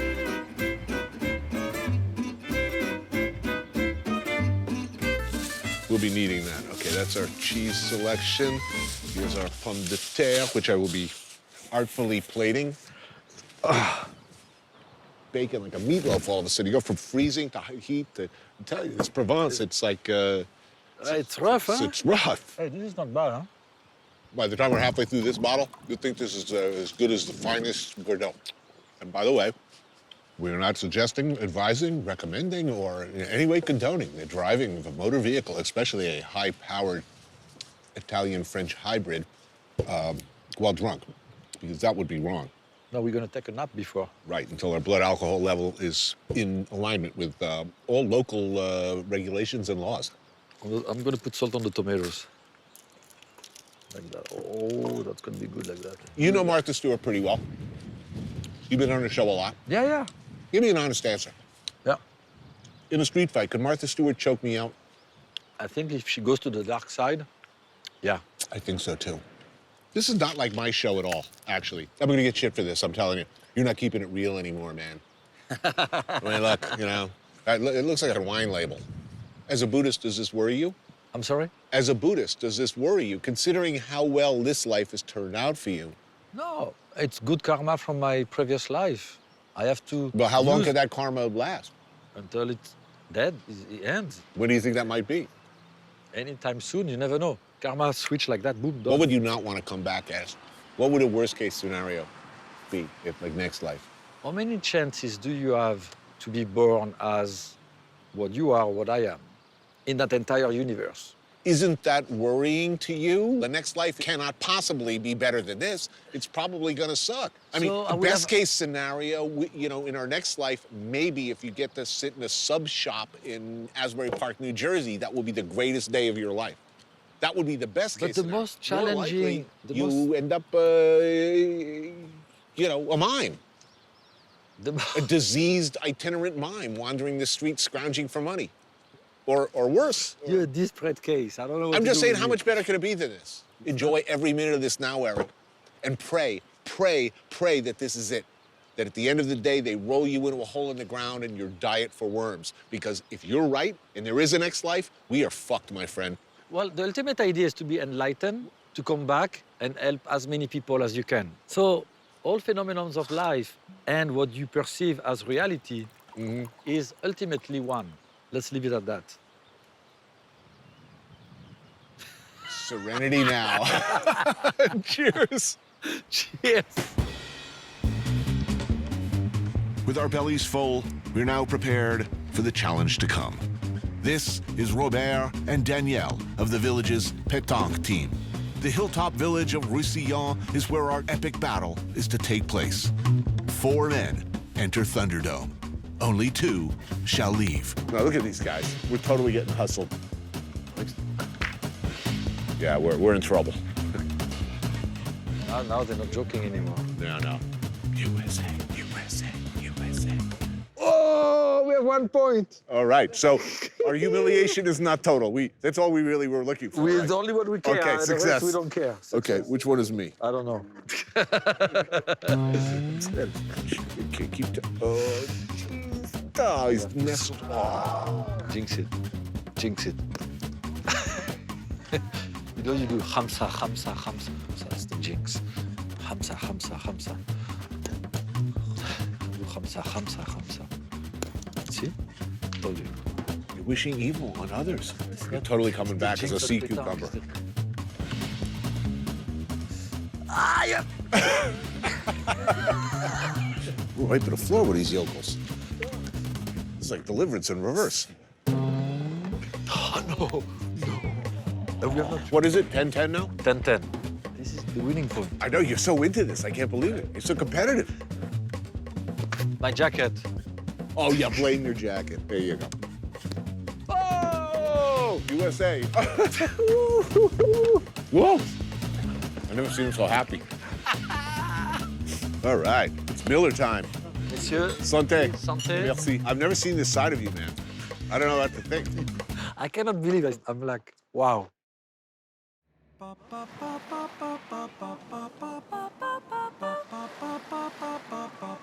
They call them Les Calanques, the many coves or fjords cutting through the rock and soil of the coast on both sides of the city. They are a distinctively beautiful feature of an already beautiful area. But no matter how beautiful the cliffs and chasms of Les Calanques, I sure as hell wouldn't care to dive straight into water of indeterminate depth from a great height. No, I would not do that. Welcome to my bedroom. Yeah. Wow. It's where you jump? Yes. From here? 18 meters. It's only 18 meters? Yes. It looks like it's much more. Lionel Franc, known to his friends as Lulu, grew up around Les Calanques. And yes, he would do that. He does it almost every day. You're very close, huh? I like so you have to like propulse Yes. yourself? Yeah, I push. Oh, I can't even look at you doing that. Oh. That's it? You done? I'm done. I'm don't like heights. Oh, jeez. I look at him and my calves start turning to jelly. Yeah, you look at the fish. Tony. Wow. Look at the fish. C'est quoi comme poisson, Ça, ce sont des loups. So after you belly flop and your food squirts out both ends of you, the fish will feed That's why on they're it. coming. Yeah. Oh, jeez. Oh, look at that. Exactly like me in the morning, before breakfast. Okay, good for me.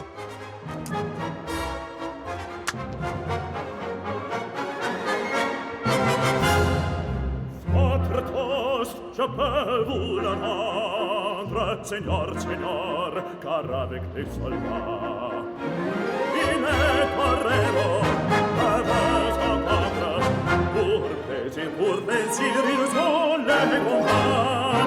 Le cirque est place et jour de fête, le cirque est plein du haut en bas. Les spectateurs, perdant la guerre, les spectateurs, sans la peine, en flagrant. Ooh. Hey, all right.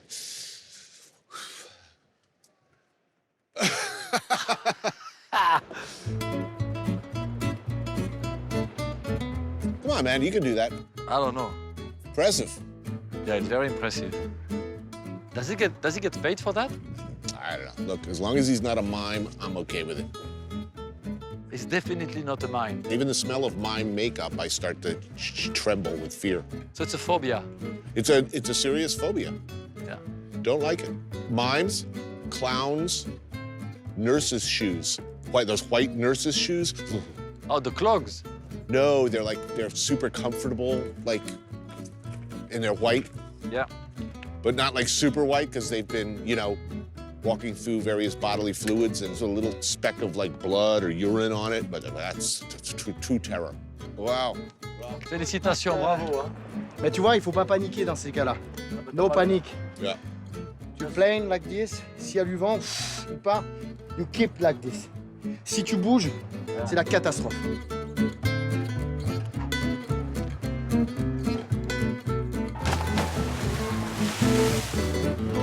Missed it by that much.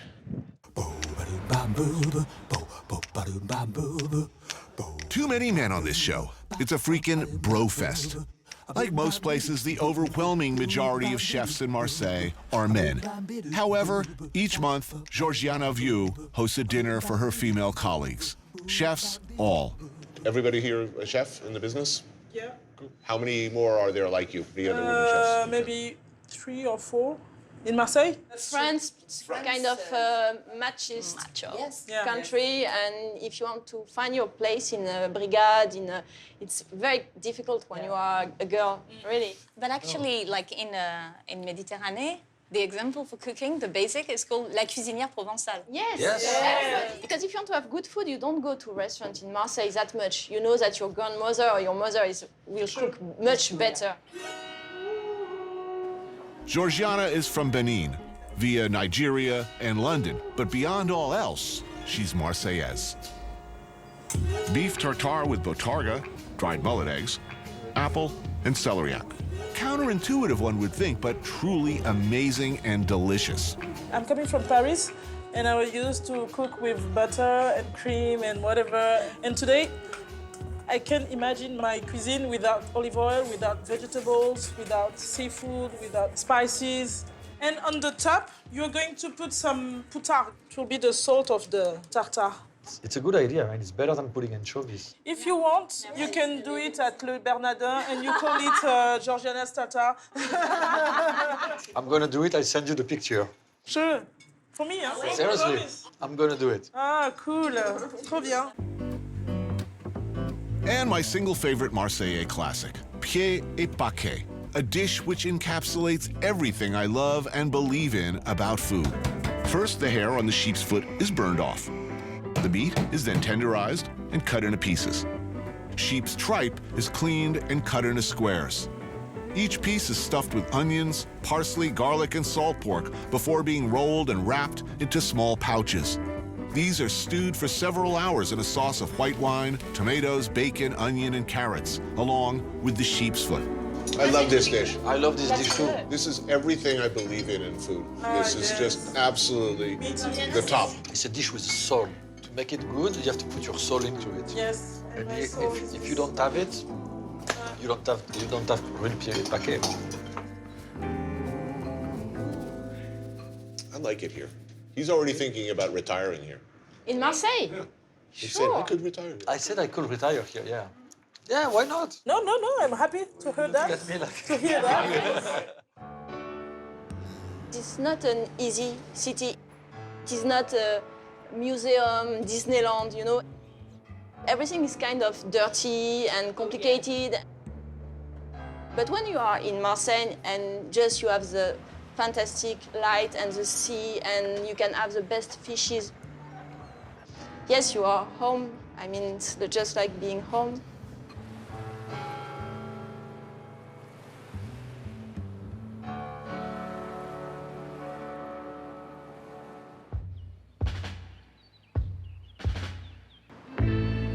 Marseille is not France in the best possible way. Algerians, Moroccans, Italians, their cultural and culinary influences have enriched Marseille with flavors and colors all their own. But there's another major influence, the Corsican mafia, who, to be fair, along with their Italian and Sicilian colleagues, did kind of run things around here for much of the last century. Those days are mostly over, and the Corsican presence has dwindled to a few thousand, which is a shame because Corsica produces some of the most wonderful charcuterie and cheese anywhere. There's a lot of preparations with the pancetta and the chicks. Awesome. But we want everything.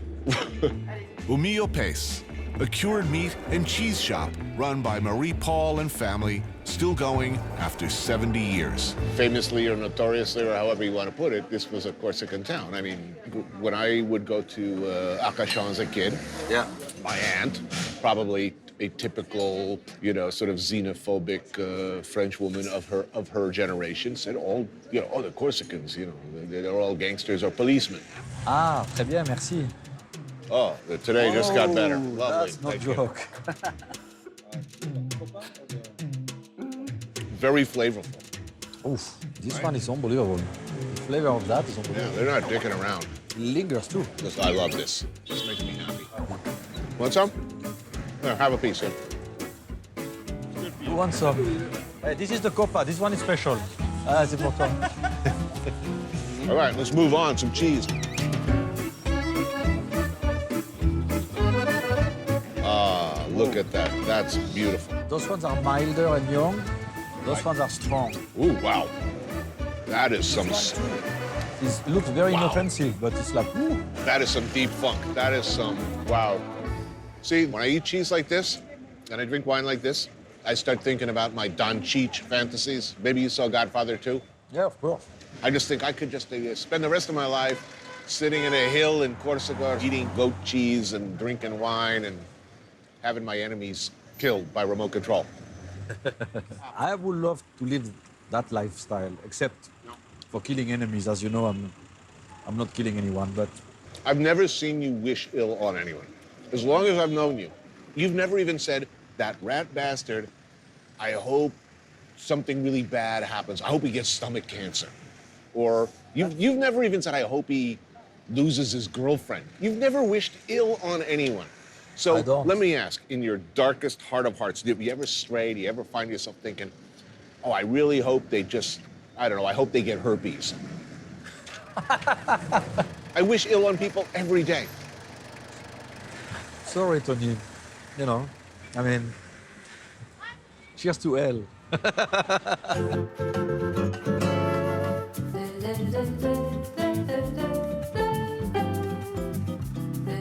It's a big night in Marseille. The city's football team, that's soccer team to you, is playing, which means the whole city's watching. Eric and I head to the hipster Plaine neighborhood to meet up with Gilles Roff, a filmmaker and sports writer for France's top newspaper, Le Monde. So tonight, the big game. Yeah. It's Marseille, Lille. It's Lille against Marseille because it's in Lille. It's not in here. Lille. So we get to watch it on TV. And will all of Marseille be watching this? Yeah. Everybody's going to be watching. You know, we did a very good season, but at the end of the season, we are only fourth. So it's a must-win. It's very important. So it's a must-win today. Right.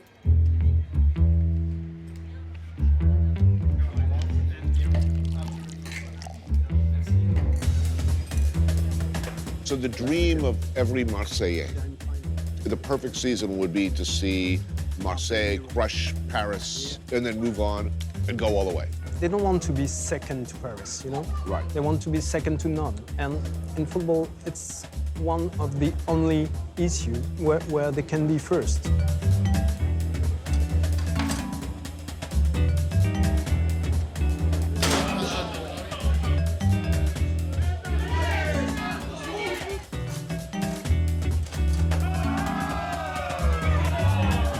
That's why people here love so much their soccer team, because it's the place where you can show your identity. If you go all around those streets and you ask people, where are you from? They will tell you, oh, I'm from Algeria, I'm from Morocco. But if you ask them, what is your favorite team? They will say, Olympique de Marseille.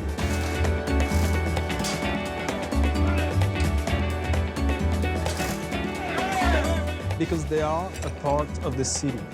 They are from this city, and the football team is the flag of this city.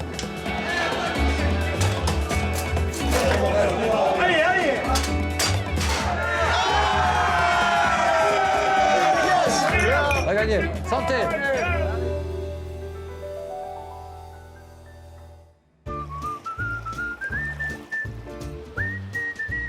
About 75 years ago, the properties around Les Calanques were mostly farmland. Then small shacks or cabanons that working-class families from the city used as weekend getaways. No running water or indoor plumbing. Simple. A place to get together, have a long, whiny lunch. Hello. You can't build new ones, and the ones that are here, like this one, owned by Dominique and Nathalie Lefrère, have been in the same family since the 40s, and they ain't going anywhere. Is this area protected? Meaning, if I wanted to open a giant modern hotel across there, is impossible, right? Actually, it was just like a couple of years ago. It was kind of scaled up on the protection level, so nothing's going to happen now. And most of these properties are owned by the same family for many years. Mon père, il venait en 1939, 1939. Right. But we lived in Marseille, and we came here for a weekend. That's nice. Lunch is being prepared by Andre Guidicelli, known around here as Day-Day. Panisse, crispy fried fritters of chickpea, which go really well with Natalie's aioli. And one of my favorites, murex, Mediterranean sea snails simmered in a courte bouillon of garlic, wild fennel, and orange peel. That's the taste of this region for me. It's garlic. Yeah. Olive oil. Yeah. Saffron. Sure. Anise. Anise, exactly. And look at this. Look at this. Sardine, lightly marinated in lemon and olive oil. You can pretty much rub that all over me. I don't care. It's so good, so fresh. Perfect happiness for me. Eating oily little fish in a garden. Okay, so we've discussed the characteristics of the true Marseillais. Yeah. Is Marseille France? Alors ça c'est une bonne question. Est-ce que Marseille c'est la France, ouais? Non. Je suis français. Je suis français. Mais Marseille, ça passe avant. Je pense que votre région, ça passe avant. You're loyal to New York before America. Well, that's true. So what about the people? What do all true Marseillais have in common? Un gros menteur. Ah, a big liar. Yes. They have the reputation of exaggerating. So if you eat sardines like that, you like our lunch we had sardines like this. Daube de pulp, octopus stew, slow-cooked in wine and typical elements of Provençal cooking like star anise, dried orange peel, garlic, and tomato.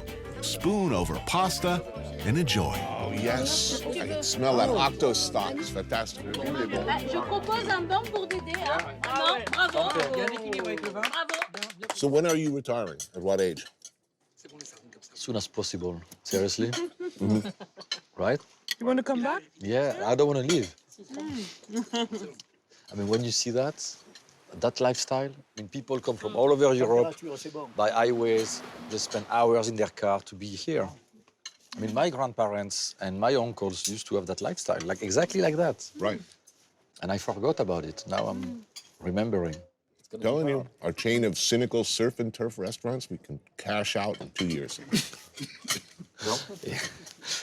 If it is to be here, yeah, I'll do it. You heard it here first.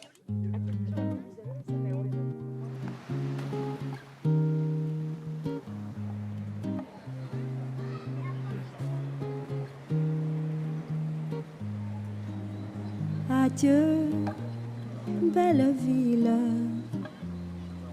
Adieu à tout jamais. J'aurai pour tout bagage que ta douce et tendre pensée.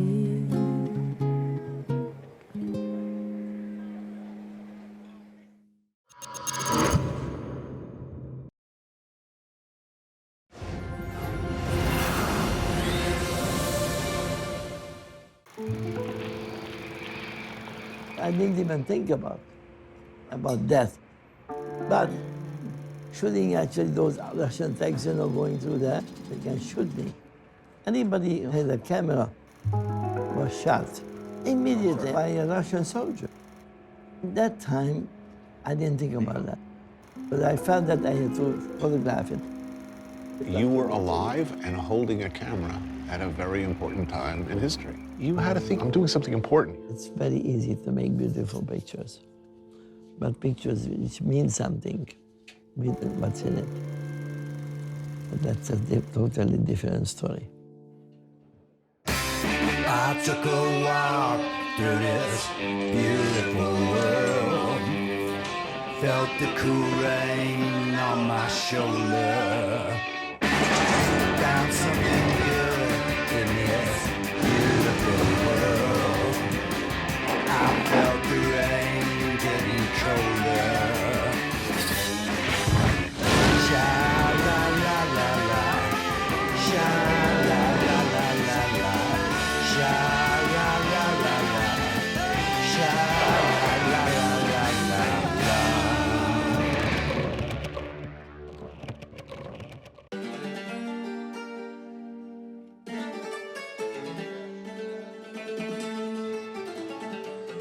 You know these images. You grew up with them. They're burned into your brain. They're iconic sequences. Framed and lit and seen through the lens in ways that changed filmmaking forever. All made by the same man. So, who made these beautiful things? Where did he come from? It didn't begin in Hollywood. It began here, in the streets of Budapest. What about his life, his past, his upbringing,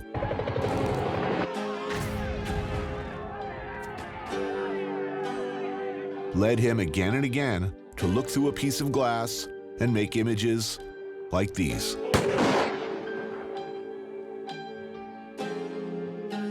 But first, some context. And schnitzel. Did I mention schnitzel?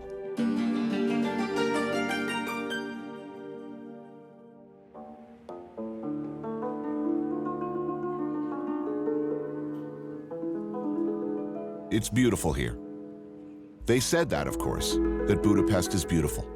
But it is, in fact, almost ludicrously beautiful.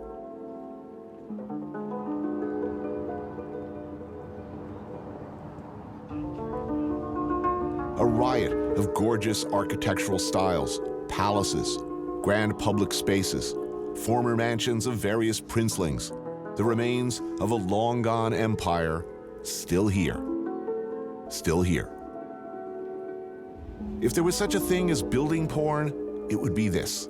Just looking out the window as you drive or trolley by, you think, I want that. Who lives there? Who lived there? What's it like inside? And where did they go?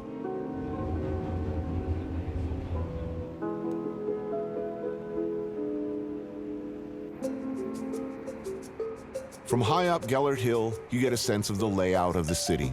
Divided, split by the Danube River, Buda on one side, Pest on the other. Hungary's capital, literally divided in two. Historically a crossroads of Eastern and Western worlds. Which is which now? Which is Buda and which is Pest? We are in Buda. If you can look down, you're always in Buda. Okay. If you look up to something, then you're in Pest. Peter Zilahi is a Budapest-born poet and performance artist. According to the myth I was brought up in, if you're in Buda, you are in Europe, and the other side is Asia. This was the border of the Roman Empire originally. This big river. Right here. Yeah. Why didn't they cross? The other side is flat. It's hard to defend, and there were all these tribes that were like really vicious and not as civilized as the Romans believed. So. They've all been here: the Celts, the Romans, Mongols, the Ottoman Turks. All had their way or tried. All left their mark to one extent or another.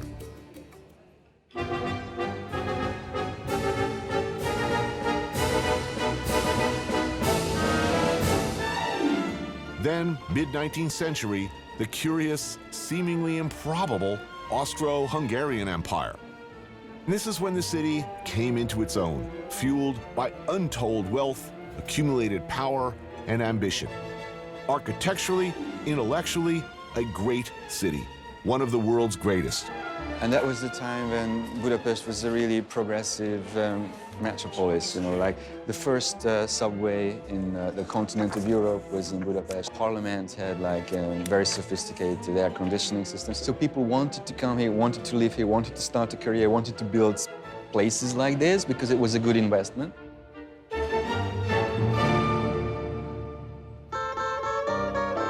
The New York Cafe is one of the last remnants of a society where artists and writers were valued citizens, regardless of financial means. When this cafe was built, there were more than 500 cafes in this neighborhood. And this was the biggest and nicest cafe in the world at the time, never to be closed. Here, like in most cafes at that time, a few cents or a few bucks could buy you space all day long, sipping your coffee, thinking great thoughts. Nobody would hassle you. It was a petri dish of creativity. No hipster neckbeard barista would make you feel bad about not spending any dough. Waiters were speaking several languages and they read literature, and they invited the writer occasionally if he didn't have money because they appreciated their literature. Where are we now compared to that? Don't try that now, of course. Today's New York Cafe patrons spend both their time and their money on things like goose liver terrine. Foie gras is everywhere in Hungary, all over every menu, and it's good, real good. Peter's going for the lamb ragu, a soup. If you would look like a writer, they immediately would bring you a paper and ink, would bring up the dictionary, whatever you were looking for. Also, most people didn't have telephones at home. Right. And you could be called here, you could get your mail. Why do I want to attract writers? It's like, I need more jazz musicians in my restaurant. No, they're deadbeats. Yeah, it was There's no money there. It was a different time. It was not simply about the money. So it was about? Identity. Yeah, we want to be the place that attracts the best and the brightest. Yeah. Even if they don't have money. Yeah. Those days will never return. No, those days will never return. Lovely, thank you. For the main courses, Peter gets the fillet of perch. I'm going for the pork throttle stew, mostly because I like the sound of throttle. That is beautiful. That makes me very happy. If I were to ask most Hungarians, when were the good old days? Yeah, you have the answer. Right. It's this. Right here. It's surrounding us. Of course, it's not all foie gras and fine wines. There are other pleasures just as awesome. Maybe even more awesome. Like this.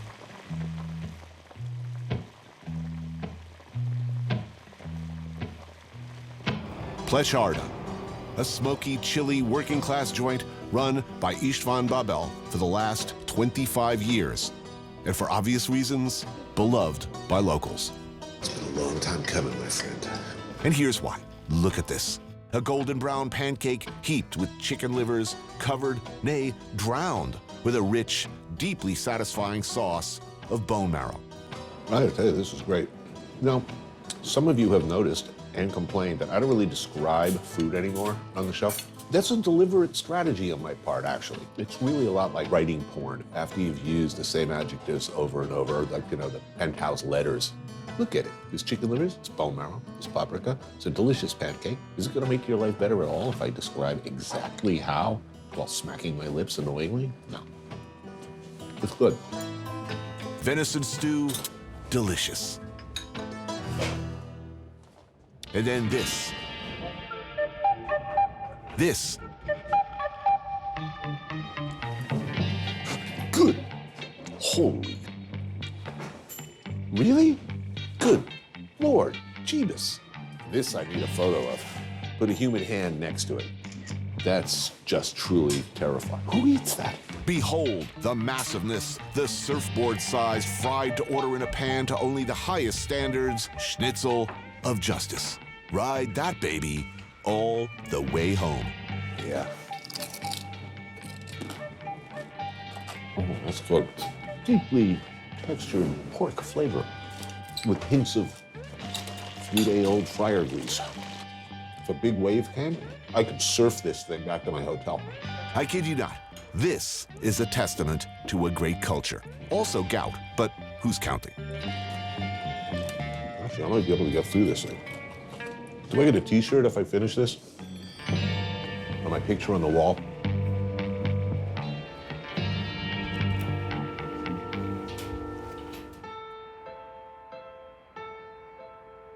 We are, all of us perhaps, called to serve a higher purpose. Put here on earth to do God's mysterious will.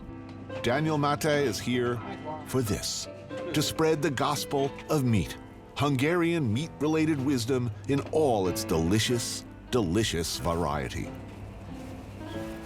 Like St. Francis of Assisi, he wanders the earth doing good works. In this case, highlighting the ancient arts of butchery, sausage making, and the preparation of many of the Lord's creatures, as he himself would no doubt like to see them prepared.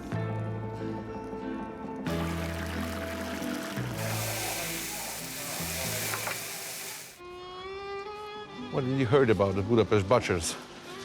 Not much. We have about 70 butchers in Budapest. 70? Yeah, in which you can find a small corner with hot meat and roasted meats and so on and so on. It's very... Wherever you are, you can, in 5 minutes walk, you can find a butcher where you can eat something. And on this particular corner, Belvaroshi Disnotoros, one of Daniel's favorites. So, you're not a butcher. You're not in the food business. What do you do? I'm an economist. You're an economist, as I understand it. You go from butcher shop to butcher shop investigating old school butchers. Why do you do that? Because I really like it. And someone in 2011, I saw that I'm not alone with this. So Right. we should make a fan club. And then I started to write them on Facebook, and nearly 10,000 likes on Facebook, and they are active. It's so unusual that there are so many, because in France, Germany, in the States, the old school butchers who know how to do all of these things, they're disappearing. You know, their kids aren't doing it. It's not easy to be a butcher nowadays in Hungary, but with this catering function, right? Doing prepared food. Yeah, they try to save themselves. Yes, there are many boutique cuts of meat available, as one would expect from a master butcher. But then there's this, a field of dreams, a landscape of braised and fried and cured delights that seem, under glass, to go on forever. A good Hungarian butcher shop, they should be able to cut meat, cure meat, make sausage, and cook preparations as well. Yeah. Look at that, there he goes. So beautiful. I mean, there's no comparison with a supermarket. Plus, you could ask them, what's good today? Today, oh look, what great timing. They're making one of my favorites, blood sausage. You have to say it in English because I can't. Paprika. It's paprika. Oregano? No, man. Thyme? Marjoram. Marjoram. Allspice. Here comes the rice. Okay. Here comes the blood. And here comes the blood. Beautiful. So good. Salt. And the sugar. I don't understand why. It makes flavors pop. Beautiful. Season and right into the tube. Dick jokes coming. Stand by for dick jokes.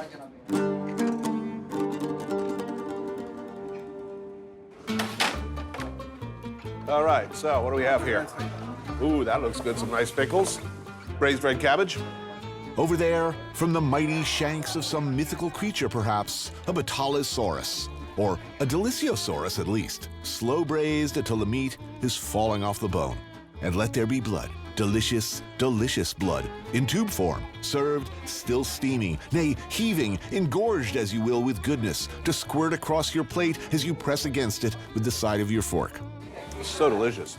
So how often do you do this? 2 or 3 times a week. What distinguishes a good butcher from an okay butcher? Actually, I myself like all butchers. They're doing good business here. And it's cheap. Yeah? I can't tell you which is my favorite butcher in Budapest because all of them is different. Right. Do you ever just go out for like a salad? No, I'm kidding. I kid.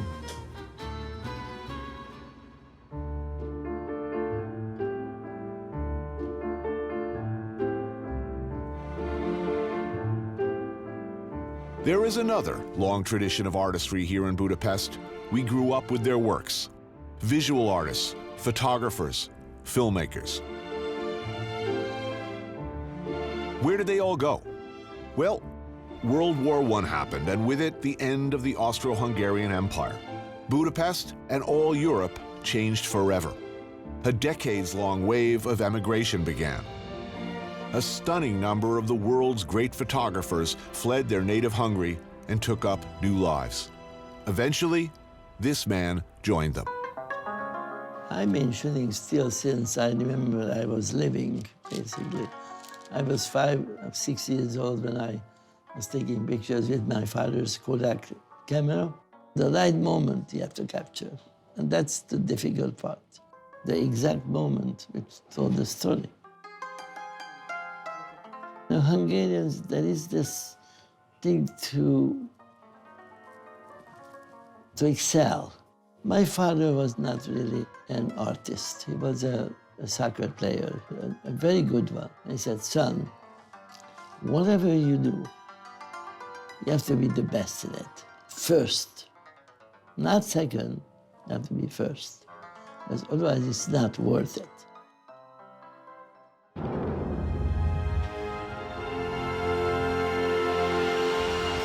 Vilmos Zsigmond, legendary cinematographer. If for some reason you don't know the name, you sure as hell know his work. The Oscar-winning Close Encounters, The Deer Hunter, his absolutely revolutionary work on McCabe and Mrs. Miller, The Long Goodbye, Deliverance. He created a whole new palette took crazy risks, changed film language in ways people still try to imitate. And he's making our camera crew very nervous, I can tell you. You self-taught yourself. You taught yourself to shoot. Basically, I always try to use my father's little Kodak camera. My luck was actually that I became sick with some kidney disease. I was in bed for a month, and then Uncle of mine gave me a book about Eugene Dulovich, who was a great photographer. I bought a camera for myself and started to take just amateur pictures. One thing that hasn't changed through the years is the Hungarian affection for taking the waters, marinating in thermal baths, a tradition going back to the Romans, continued by the Ottomans, and something that survived right through 2 wars and communism. And they do it in style. Who came here back in those days? Was this reserved for, did anyone who wanted to could come here? Well, you know, money-wise, it was, since nobody really needed enough money, so everybody could afford it basically because it was cheap. Right. In Hungary, you have so many spots. There are many bathhouse spas, Baroque, elaborately appointed wedding cakes built atop mineral-rich hot springs gurgling from the earth. None more beautiful or storied than the Geller. So you arrived in Budapest around age 21. What was the city like then? It was always beautiful in those days. I mean, they could not, they were ruins after the war, 1945, I think. Half of the city was still in ruins. They didn't do much. They didn't have money, When you first moved here to go to film school, what was your average day like other than your studies? What did you do for fun back then? What were your options? My options were zero. Imagine that we had the school. There were very little help from the government, very little money. It was good enough to have breakfast and lunch, or breakfast for dinner. You had to skip one lunch if I wanted to buy a pair of socks. So we were very, very poor. But I must say that under this whole 4 years, this is probably my happiest part of my life under communism, because I was learning cinematography.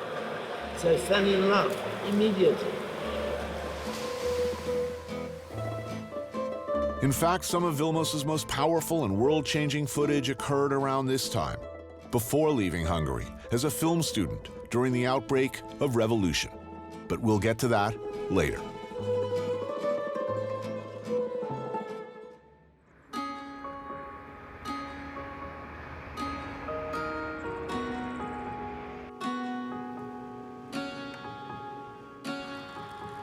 In many ways, Vilmos Zsigmond's career as one of the great cinematographers in film history begins here, in Szeged, about 200 kilometers south of Budapest. Here he was raised by his father, who worked many jobs to make ends meet.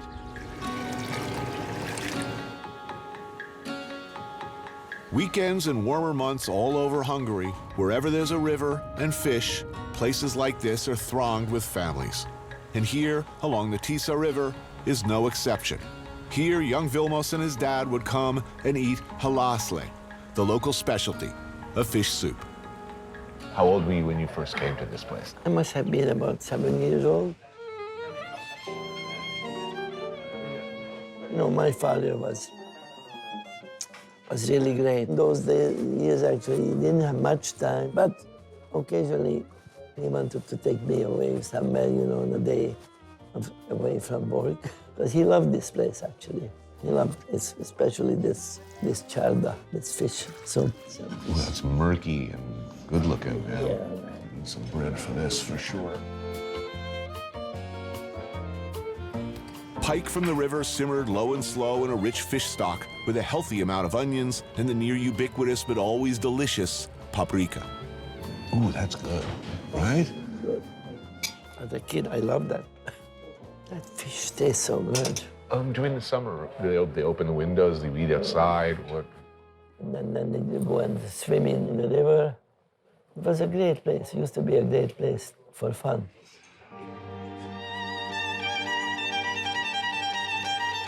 And you know, at night, we used to come here at night when the gypsies were playing music. And I loved that, actually. I always loved gypsy music. They were playing Hungarian songs. I had a very happy childhood. It was good times until the war got in and then stopped all that happiness, you know. There was just hard times. Were you fully aware of how bad, how grave things were? Near the end of the war, until the Germans came in, and then the Allies started to bomb us. And they started to take Jews, actually, into working camps. That started to be very, very ugly. For people of your generation who grew up, these were incredibly insecure times. Psychologically, what do you think that teaches you as far as a worldview? Do you become more adaptable? Do you become more suspicious? Do you become more cynical? It's about survival, actually. We want to survive as Hungarians, to preserve our identity as Hungarians. That's what we did, and survived. He saw a lot as a young boy, as he would later as an adult. In 1944, German tanks rolled into Hungary. His country was now in the hands of a foreign power, and not for the last time. And you know, me thinking back to my school years, I almost say that those were my happiest years in my life. Being under a terrible regime, terrible things that happened all around us. We were starving practically, but we were studying cinematography. Being in a film school was like an island in the craziness. I grew up in New Jersey. My family was sentimental about beautiful pictures, a beautiful script. We saw every film you ever shot and talked about them at the dinner table. These were important. This has got to look pretty close to the way it did in the old days, yeah? Oh, yeah. It didn't change much. Through it all, for Vilmos, there was this place, however, a very special place for a boy growing up during wartime, the movie house, where he saw his first films. So what memorable films did you see in this theater? Das Strafnitzhülsensekt, der Wiener Schnitzel mit der Lagerwirten und das Sauerkraut.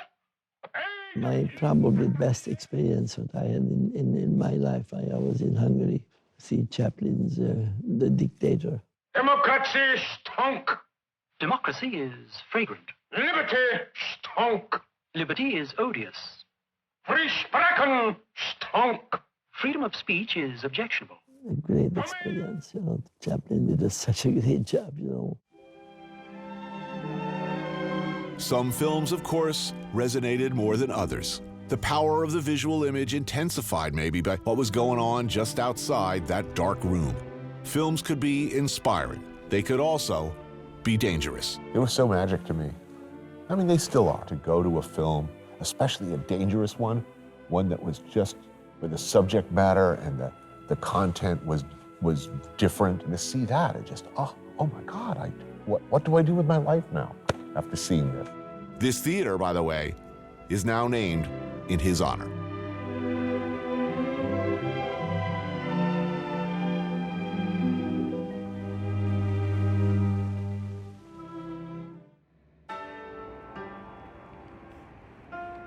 When you look at footage you took during the revolution, you're not in those pictures, but do you see yourself?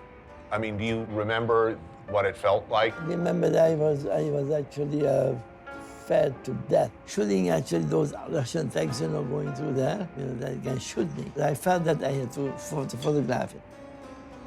Tanks were going from one side to the other side of the Danube, and there were tanks coming across this? Well, yes, actually, it was a pretty cold day too. Yeah. Not this cold, but it was raining. It was bad weather, so it was very much, you know, in sync with what was happening in Budapest. After the war, a Cold War. Hungary now found itself firmly in the grip of the Soviet Union. Germans had been replaced by Russian commissars and their obedient Hungarian functionaries. Young Vilmos Zsigmond was now at film school in Budapest, learning his craft, along with his new best friend, who'd also go on to become a legendary cinematographer, Laszlo Kovacs. Then, in 1956, something amazing happened. Hated emblems of red tyranny went down as Hungarian patriots for 10 glorious days sent Russian armored might reeling in a struggle which pitted raw courage and rifles against tanks. A few blocks away, where the statue of Stalin used to be, and on the first night, actually, when the revolution started, the people wanted to take the statue down. It took about a couple hours, actually, to cut Mr. Stalin's legs off. And they actually dragged him around the city, you know, the next day. People and took pieces home as a souvenir. To date, this was something that had never been done.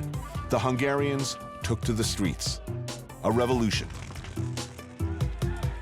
That's when Vilmos and Laszlo and some pals snuck 35mm cameras and film out of their school's equipment room and at great risk to themselves, joined their countrymen in the streets, documenting the revolt and the aftermath. These images are from some of that historic footage. It seemed for 10 glorious days that freedom had finally come. Encouraged by the West and by CIA radio broadcasts in particular, the Hungarians believed that help was on its way, that this was it. They dug in and fought, hoping to hold out until help arrived. On November 4th, a desperate plea went out over the airwaves. This is Hungary calling. This is Hungary calling. For the sake of God and freedom and Hungary. The Russians had been beaten back for a time, but now they doubled down with a vengeance, pouring tanks and troops and heavy armor back into Budapest and brutally and all too effectively put down the resistance. Help never came. I mean, this is a place where a lot of things happened. It used to be the AVO headquarters. I never shot this before, so this is probably the first time I'm going to have this building shot. So this was the internal secret police. So if someone came at night with a van and you were taken away, you ended up being interrogated here. Yes. Secret police headquarters in 1956. The site of a firefight between snipers on the roof and their fellow citizens below.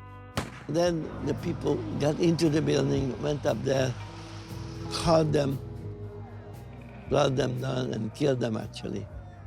Basically, and hang them on the streets. Hung them here? Hang them in one of those streets there. I'm trying to find a tree which they hung those people up there. You don't know one of these trees. Had you seen people killed before the revolution? No. It's a very tragic moment. The building is abandoned. The door, as it turns out, wide open. Oh, wow. Oh, look at that.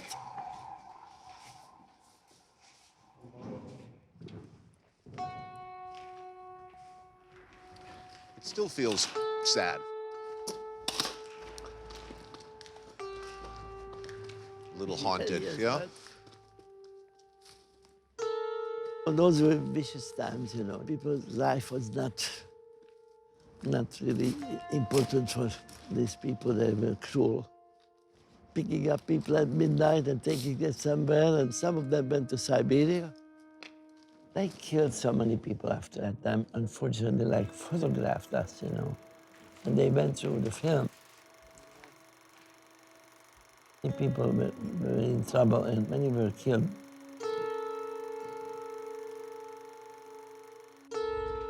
$200,000 people left the country that time, Hungarians. How long did you stick around? Almost 3 weeks. And that's when we realized that nothing is going to change. You left Hungary with a lot of cans of film. As much as we could carry. We had just enough money, basically, to get to America.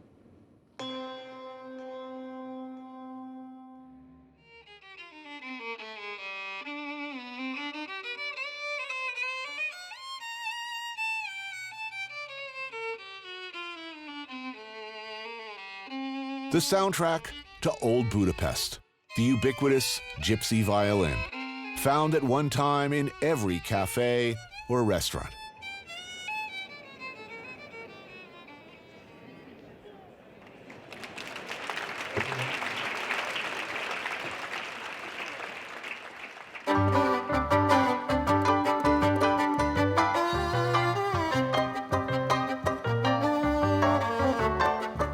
It's a hard life, that of a professional musician, as true a statement in Budapest as anywhere.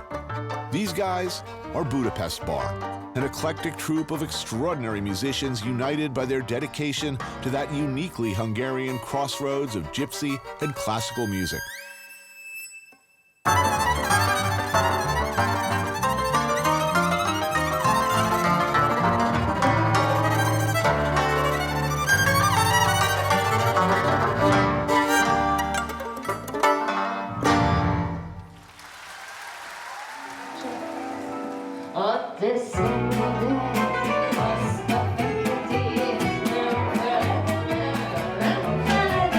So, what does a band do when an hour is late and sustenance and perhaps some strong drink is required? It's back to the flat of lead violinist Robbie and his manager wife, Andrea.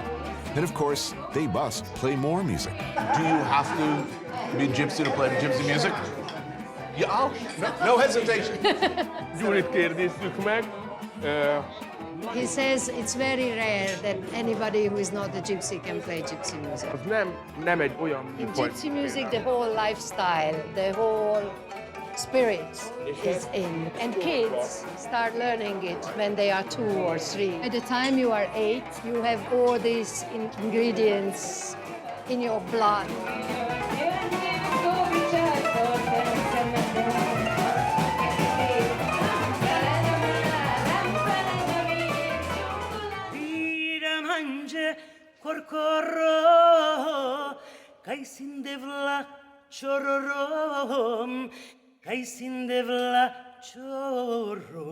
Margit Bongo, basically the Aretha Franklin of Hungarian gypsy music, a household name, also a fantastic cook. Extraordinary singing talent does not preclude her from overseeing a classic lineup of dishes like chicken paprikash, whole perch roasted in bacon, stuffed cabbage filled with goose meat, and slow cooked. And of course, the inevitable goulash, the iconic dish you see everywhere, but rarely as good as this. Thank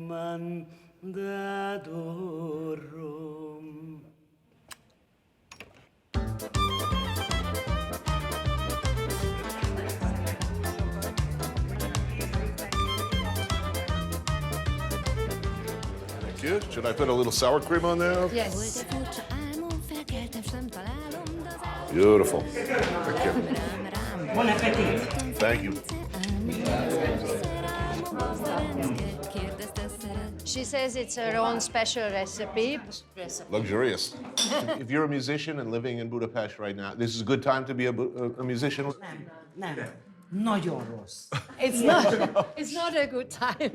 Nagyon rossz. Depends on the view. Soha az életben ilyen, mint Magyarországon, a muzikus társadalom, az teljesen halott. It's very bad for the gypsy musicians, generally speaking, because it's dead. It's completely, apart from things like Budapest Bar, gypsy music is extinct. Is heartbreak, is sadness an important part of this music? I mean, Hungary is a country that has experienced a lot of heartbreak. So it is a lot of heartbreaks, it's a lot of difficulties. And, szokták mondani, hogy sír a hegedűje. and there is another saying that the violin is crying, the gypsy violin is crying, or there is another one that even if we have joy, we cry, the Hungarian.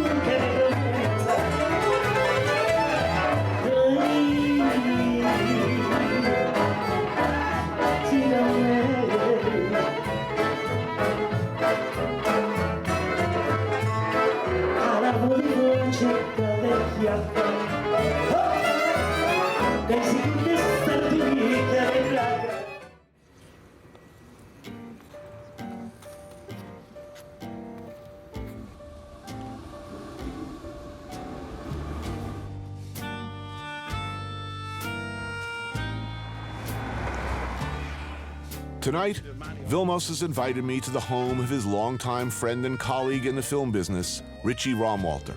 Vilmos met Richie on the set of a movie more than 20 years ago, and they've been friends and partners ever since. Your health, that's what it is. Thank you. Cheers. Cheers. In Hungarian, it would be egészségedre. I'll never learn to pronounce that. Just egészségedre. Shigedra. Yeah, egészségedre. A smart ass. Richie's wife Maria, daughter Judith, Vilmos's wife Susan, friends and family reunite for the best of simple pleasures. We start with a rich caraway and onion and paprika soup, finished with homemade croutons. There's marha perkolt, a deeply rich, deeply warming beef stew with some smoked pork sausage mixed in for good measure, cooked slowly for hours, and of course, heavy on the paprika. Traditional cucumber salad. To accompany the stew, nokedli, boiled dumplings. Our style in photography was not realism. We called it poetic realism. That's what we always thought about what cinematography is. We are emphasizing basically the beauty of the things, but also I make it more beautiful than it is. Why is Hungary so strong on photography? I think they were very strong in mathematics, which was, in the early days, connected to photography. Vilmos tells me about his education in math. It was totally different than what I received. Very good at school. That's what I said, that schools in Hungary were very, very good. This is no kind of an answer to me. You've made some of the most iconically beautiful images that we've known in the modern world. And you keep telling me, well, I was smart in school, or I was good at math, or it was a good... Tell me, what would you like to hear? I was touched by God. I don't know what I'm... If you are regularly creating the sublime, I'm looking for a metaphysical answer. I don't know. We learned this. We learned to be an artist. So if I would ask you that, how was dinner? So deeply delicious. Thank you. Oh, really good. Really good. Wow. Oh, thank you. I'm glad. What a great meal. Thank you.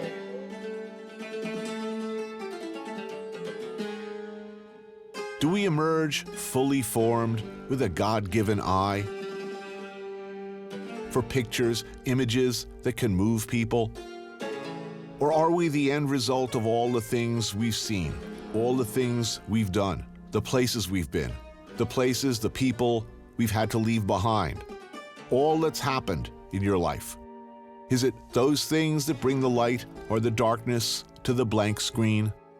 And what about the faces of those we capture in our magic lenses for a minute or a second or an hour? Afterwards, should we think about them and where they might be now?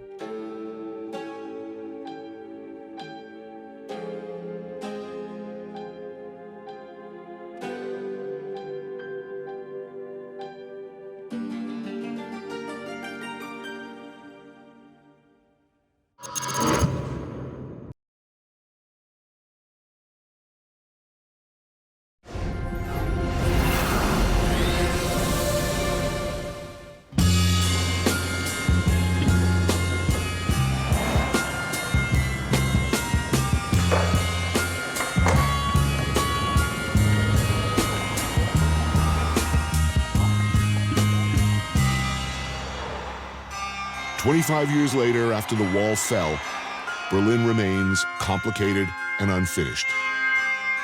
Complicated by history and counter-history, with an urban fabric that resists all attempts to reorder it.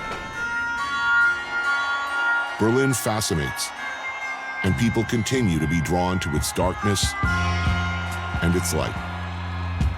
I took a walk through this beautiful world, felt the cool rain on my shoulder, found something good in this beautiful world.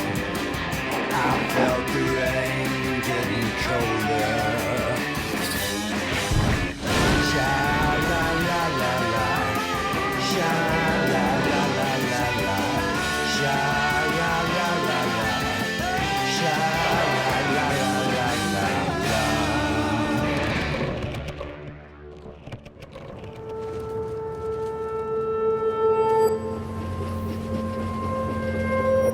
Berlin is never Berlin, they say. Pounded into rubble by Allied bombs and Russian artillery in World War II, surrounded, then hacked in two during the Cold War, then reunited and reborn, Berlin is a city of ghosts. An ever-evolving space where memories and new ideas live side by side.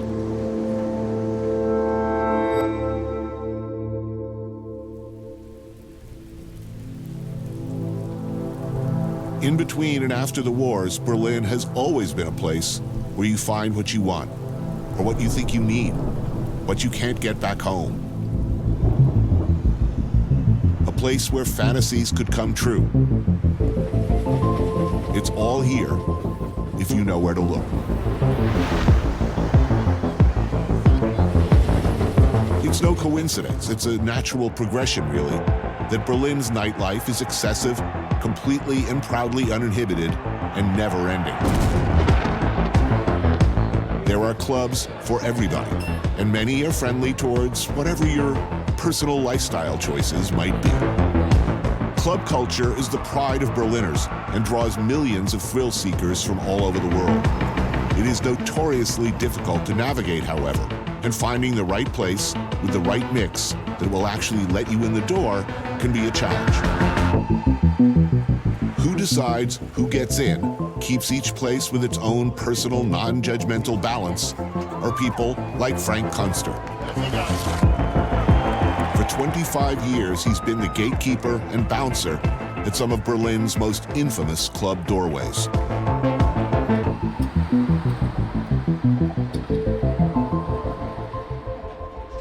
You were described as a legendary doorman. Yeah, maybe. Owner? The last 3 years I owned the bar. Right. A professional partier in Berlin. What time do they show up at the club?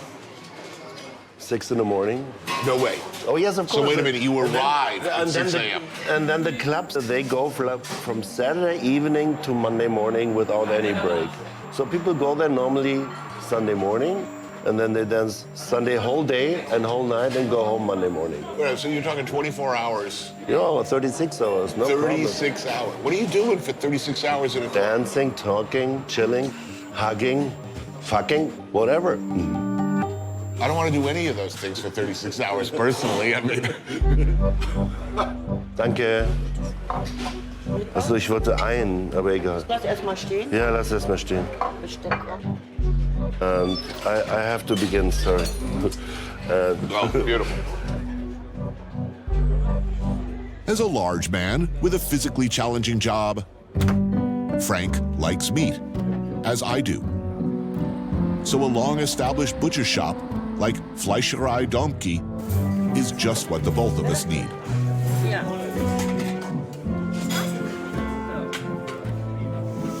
Pork schnitzel with murky, delicious brown gravy, and boulette, which I gather is German for meatballs, is the kind of working-class food one wants and needs. So, what attracted you to this business? And the night had always like a I always was attracted to the night.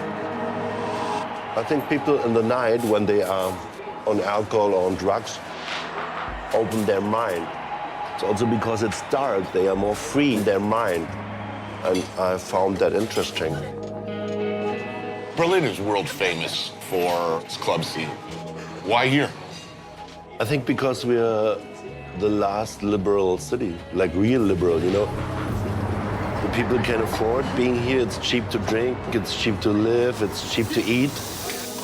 And people come here because of the freedom to party, to get wasted as hard as possible.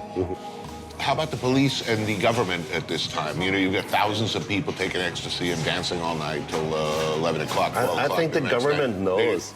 I know policemen, and they know about like people doing drugs, and they come to our clubs, do drugs by themselves, or not, only drink, but they accept, and everybody's cool with it. Berlin is a party city. It's no real industry besides a party industry. And so many tourists coming only because of that, from Spain, from Italy, from Russia, from US, from UK, to get totally lost and totally wasted, but not in a bad way, just like in a Buddhistic way. It's like in the moment you get lost, you can't find yourself. And that, I think, what excess is about. Pure hedonism. Come to Berlin, get high, party. Yeah. It was.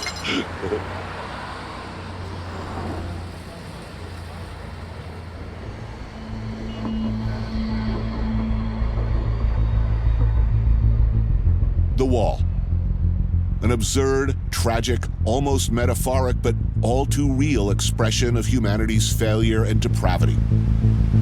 A 96-mile stretch of concrete and razor wire cut Berlin into an island of capitalistic West and gray, soul-crushing, repressive communist East. They keep a few chunks of it around, a reminder of terror, of triumph, or simply to take selfies in front of. Every day, fewer and fewer remember that the world almost ended right here.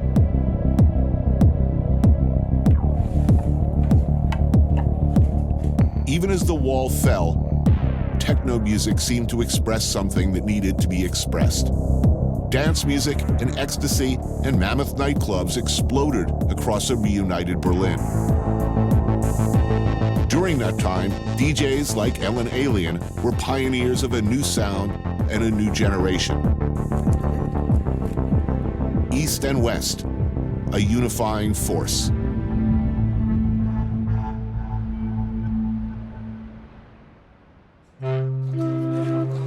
Sausage is my favorite food. As a German, you need sausage. Yeah, it's good. Very good with the apple and salbei, I think.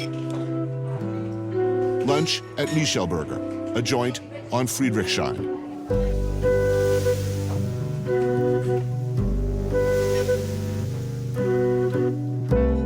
Sausage of chicken, pig's feet, and sage with smoked mashed potatoes and apple.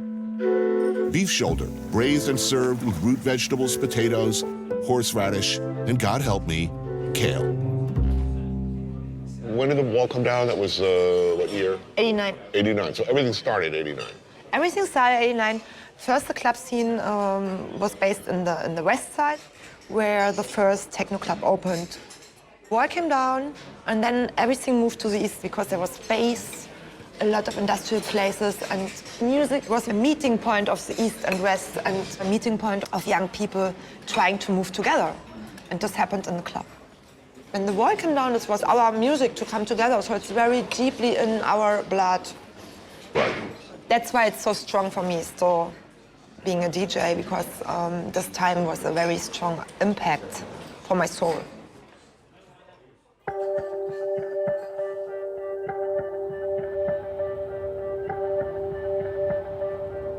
Over time, so many artists, musicians, writers from elsewhere have come to Berlin. It's always been sort of a magnet for artists, for a lot of reasons. Why do you think here, of all places, would be so welcoming and attractive to creative people? I think after the Second War, everything was burned here. There was nothing. Nothing was here, only like broken stones, you know. Everything was gone, all the history. So people start building up the new Berlin or whatever, and we are still in that process, you know. And when you come here, you have the feeling that you have to help, to build something here. I'm a part of it. If I go to Paris, I'm not thinking I'm a part of Paris. I'm not, because there's so much history you can see on Rome. Right. I think only about the Rome history. Yes. Because there's everything you can touch. It's an open air museum, yeah. But here, you have the feeling you build something, and I think that's why so many people come here. When I'm here, I start being so creative because it makes something to me. It's a very quiet city, but also there is something brodeling, you know? Something that you have the feeling you want to be a part of. And I think that's why many people come here. There's no past, there's only a future, in a sense. You can create your own world here. Yeah, exactly, yeah.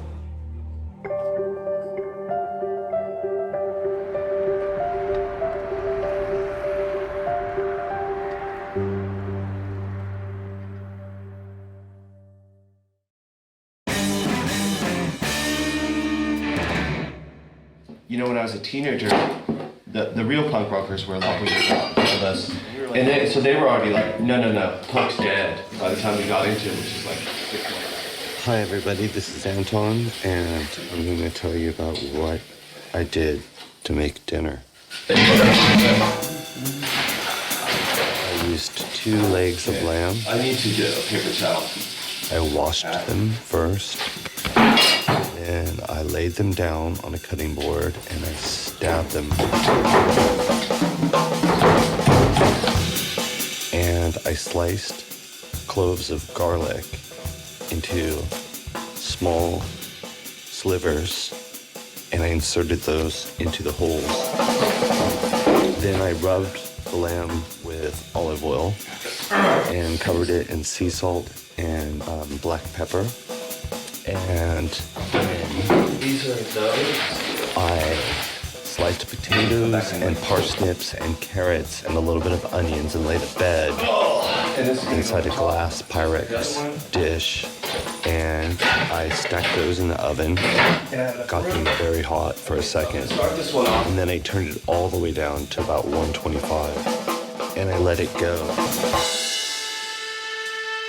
Anton Newcomb is a legend, a true believer, the man behind the ever-changing entity known as the Bryan Jonestown Massacre, which was always basically him. Seen by many as perhaps the greatest and most promising musical force since Bob Dylan, he avoided mainstream success with a notorious combination of self-sabotage and sheer determination to do his own thing, his own way, completely independent of an industry he loathed.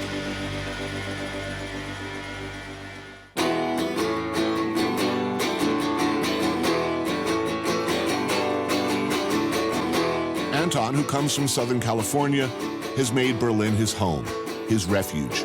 So we're gonna do it at 146. 146? Yep. So what's gonna happen is there's gonna be 2. I'll go like that, and we'll just see, okay? We're not going to a change yet. Let's keep eye contact about switching. He makes music, paints, and cooks in his studio. Still tours to sold-out shows, collaborates with other artists to brilliant results, and continues to create and record incredible music his own way, always. Zero compromise. He's not just one of the most prolific recording artists in history, but an excellent and enthusiastic cook, frequently combining both callings at the same time. So this has to come out. So it was cooking from almost 1 o'clock to 6, maybe. I also made sweet potatoes, and you have to stab those and then wrap them in foil. And I covered the bottom of the oven with foil because they tend to leak sugar. It's very hard to clean that stuff, but that's what they do.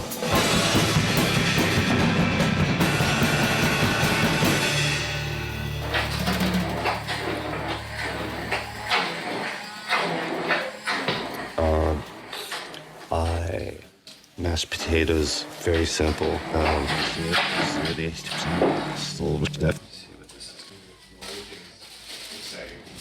It's good stuff.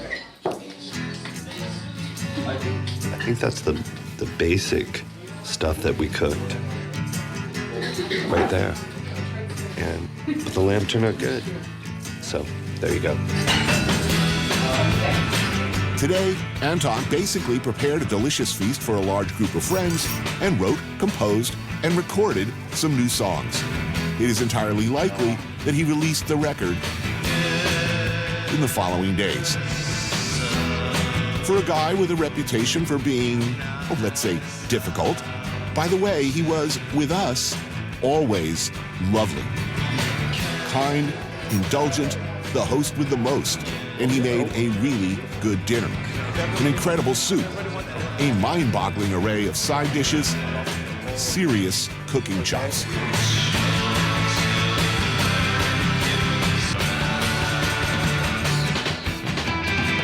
You've been adored. You've been the hot band that everybody wanted. You've had all the things that a lot of people coming up, yearn for. I wonder what thrills you. I like music's a puzzle to me because I'm self-taught. So I basically have to teach myself every idea that's going through my mind, and they're going really quick. So it's like a race to accomplish it. What's your turnaround time? Because it's legendary. Like between recording, you're smiling, and releasing. Well, we've been making a song a day. Like in between cooking right here, I was able to record with her. It's no problem. And I constantly want to challenge myself. And right now I want my music to have a certain amount of energy because I'm 50 and I want to prove to people that it's irrelevant how old you are. I just enjoy playing music. It's why I'm 50 years old and playing music. You know what I mean? It's like I would just want to remind people that they could just do what they want to do, and I'm gonna go ahead and do what I want to do. But meanwhile, I would love to. The one thing that I could accomplish in my life was just to remind people that it's a possibility that they could do what they want to do if they want to do it. Do you make? Did I hear you make schnapps? Ollie's got it going on. He's good. They have their own. This bottle right here. Right. Oh, it's beautiful. Wow. Everybody makes their own little aperitif thing. Every different area has their own types. There's a million different types, So this is ours.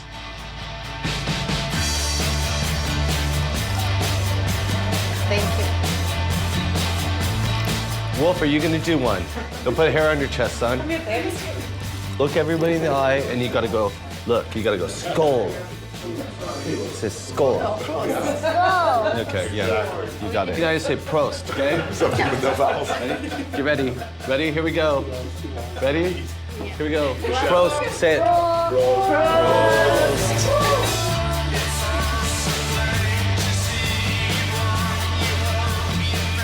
You got it.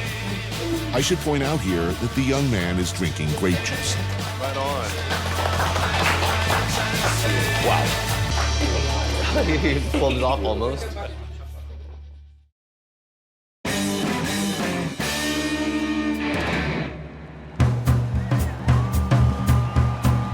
People talk nostalgically about Paris in the 20s, the flapper era in the States. But there was really no place like Berlin in that time. We vividly recall with horror the rise of National Socialism, the Nazis, but simultaneous to that, a bubble of extravagantly creative ferment, of artistic experimentation, sexual libertinism, intellectual growth, open tolerance of excess in all things. All the constraints of the Victorian age seem to be crumbling for a while. During the Weimar era, as it's called, people flocked to Berlin, to its cabarets, its clubs. Art thrived, its cinema led the world. Escape from the hardships of daily life were everywhere, it seemed. This, right alongside the rising tide of evil that would soon eat half the world and reduce much of it to ashes.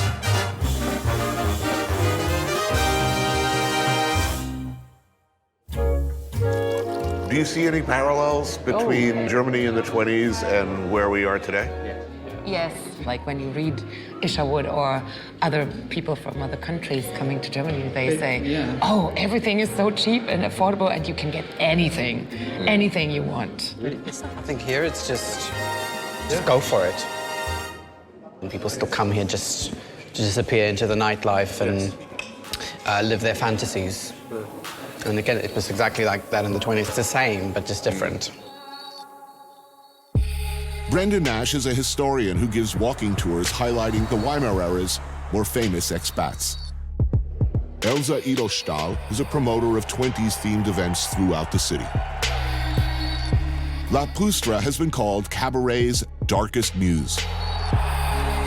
He's the creator of Kabarett der Namenlosen, a Weimar-era theatrical event that reimagines cabaret culture of the 20s with dark, brooding, sexual undertones. We meet at Gross in West Berlin. Though promised 1920s-style classic fare, I was in this regard disappointed. The food was excellent, though. Germany's cool with, come to our country, get high, and party. It's not Germany, it's Berlin. It's Berlin. And in Berlin, we say Berlin is not Germany, you know? Yeah. I remember the first time I was in Berlin when I was 14 years old. And I remember exactly coming here and having this almost physical feeling of freedom. Like, I was a goth girl at that time. Like, I started to only wear black and listen to dark music. And when I came to Berlin, I was like, yes, here I can be who I want to be. And it almost felt a little bit magical. Yeah. Do you think that people who came here from other countries back in Weimar era and now, people are looking for a dark side? Do you think? Certainly, with the people who are looking for things they couldn't do at home. Exactly. They're looking for... They still come here for the forbidden. Things that, then you can tell the people who've come and gone crazy. It's captured people's imagination, so people come here in search of that divine decadence. Yeah. And it is here. Definitely is.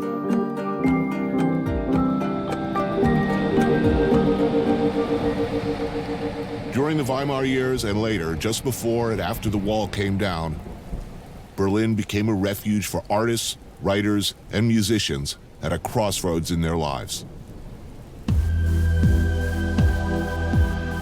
Most notably, in 1976, David Bowie came here. Have a seat. Well, there we go. There we go. Jim Rakip is a celebrated photographer known for his intimate portraits. He began his career as a photojournalist, and in '76, captured the first moments of David Bowie stepping off the train in West Berlin, a city he would live and work in for the next 3 years. Bowie was exhausted and burned out, and looking for a new way to live and to work. And the music he created during that time was something truly groundbreaking and new. The result was both a professional and personal rebirth, and some of the most powerful and influential recordings of all time. Classics which I'd love to play here, but cannot afford. He wasn't a big name at the time, but it was a historical point because he came to Berlin the week after he split with his band. And from LA, he went to Berlin. He had to regenerate from... Well, LA had been really bad. I mean, apparently existing only on cartons of milk. Yeah. And cocaine, I think, and not much else. Yeah. And essentially came to Berlin, oddly enough, given its reputation, to clean up. Yeah. Clearly in really bad health, in a really bad place. And yet, the music that he made here was very different than anything he'd done before. What do you think he found here that was good for him? Well, he lived a pretty low-profile life in Berlin, I have to say that. He could be anonymous here. Like, everybody admired him, but nobody talked to him. That's a big advantage. And the funny thing is, when you have that sort of visionary pregnancy, that you say something's gonna come, something's gonna fall from the sky. it does. Now, back in the early 70s when David Bowie arrived, a lot of people don't realize that Berlin was surrounded. I mean, it was essentially an island during much of that period. Yes. Yeah. Outside of whatever Bowie was doing, what was it like in West Berlin at that time? It was like pressure cooking. You know, it was like pressure cooking. West Berlin was surrounded by the wall, and there were just 3 roads leading to West Berlin, and they were controlled by the Russians, basically. So why would a walled city surrounded by hostile forces be such a hothouse for art, music, and free expression? West Berlin was always very international. We had people who were flying in from all walks of life. Artists from all genres were here, and we were surrounded by East. The wall was a solid resistance, and you need a strong enemy to build a strong muscle. And people who were living here had to improvise a lot. I mean, it's what is seen by many as a golden period. The Weimar era was, in fact, a hotbed of music and culture and art in between 2 really awful events, followed by the wartime years, followed by a long period. I mean, post-war, Berlin was in ruins. When were the good times? I have a very complex answer to that, and that is the best times are now. We have all the freedoms we want, you know. I think the best times are now.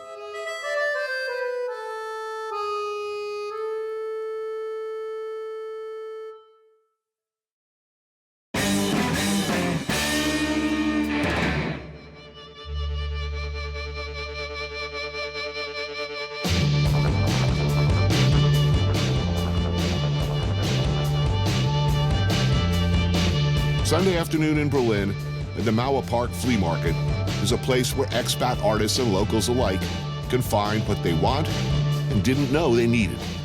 Oh, there you are, Wolfgang. Can't lose you. Adidas tracksuit? Oh, man, that's a good look. Joining the throngs as frugal shoppers, Anton, Wolfgang, and I. We have some purchases in mind. So this is where I usually take a cigarette break because it'll be a while. Well, what would you do if you had a 5-year-old brain? This is like, his synapses is going. Thank you. We spend 1 second with the records. Oh, hell yeah. The main thing that I'm looking for is always Beatles in mono, anything in mono from the 60s stuff from when I DJ. Yeah. Okay, I'll get 2 records. Quick enough, right? Cool, thank you. He asked me for like the 3rd time where I come from, and then he remembers that I'm in a band and that I live here for years and I see him every week. He's an interesting guy, kind of. He tends to moan a lot.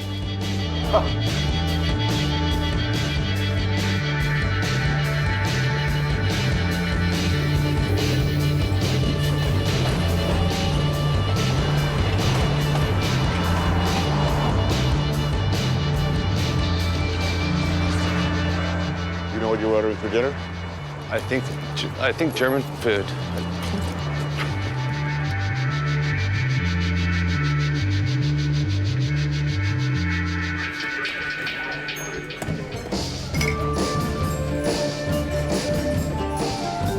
Thank you. I'm assuming that most days you're working in the studio. Do you take days off? We just do nothing? I should be doing that, see? But yeah, I like to create every day, and then sometimes I'm just too tired. That's why my studio, as you saw, is set up as a house. So I just go there, lay on the couch, listen to records. Because the type of music that I listen to keeps my mindset exactly the same endlessly. So my month becomes like a day, and my sleep becomes like a nap. I just pick it up where I left off. So I can think on ideas on the back burner of my mind for weeks, you know? It's like what they would call like alpha wave generation. It's just like you keep yourself going in a zone, you know? It's weird. No, that's him. That's me. Pork knuckle for you? Yeah. Thank you. So we have Cheers. Super. I love this. This is what I come to Germany That's for. the real deal. Eisbein is pork knuckle, or more accurately, a big freaking shank. Unlike Schweinehaxe, its crispy roasted cousin, Eisbein is brined, cured, then boiled with spices until tender and falling off the bone. Usually served with sauerkraut and boiled potatoes.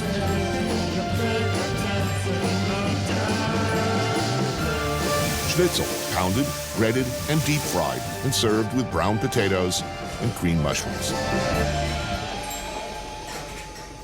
What do people like here? I mean, or do you even know? Well, you know, it goes from cheesy pop to garage.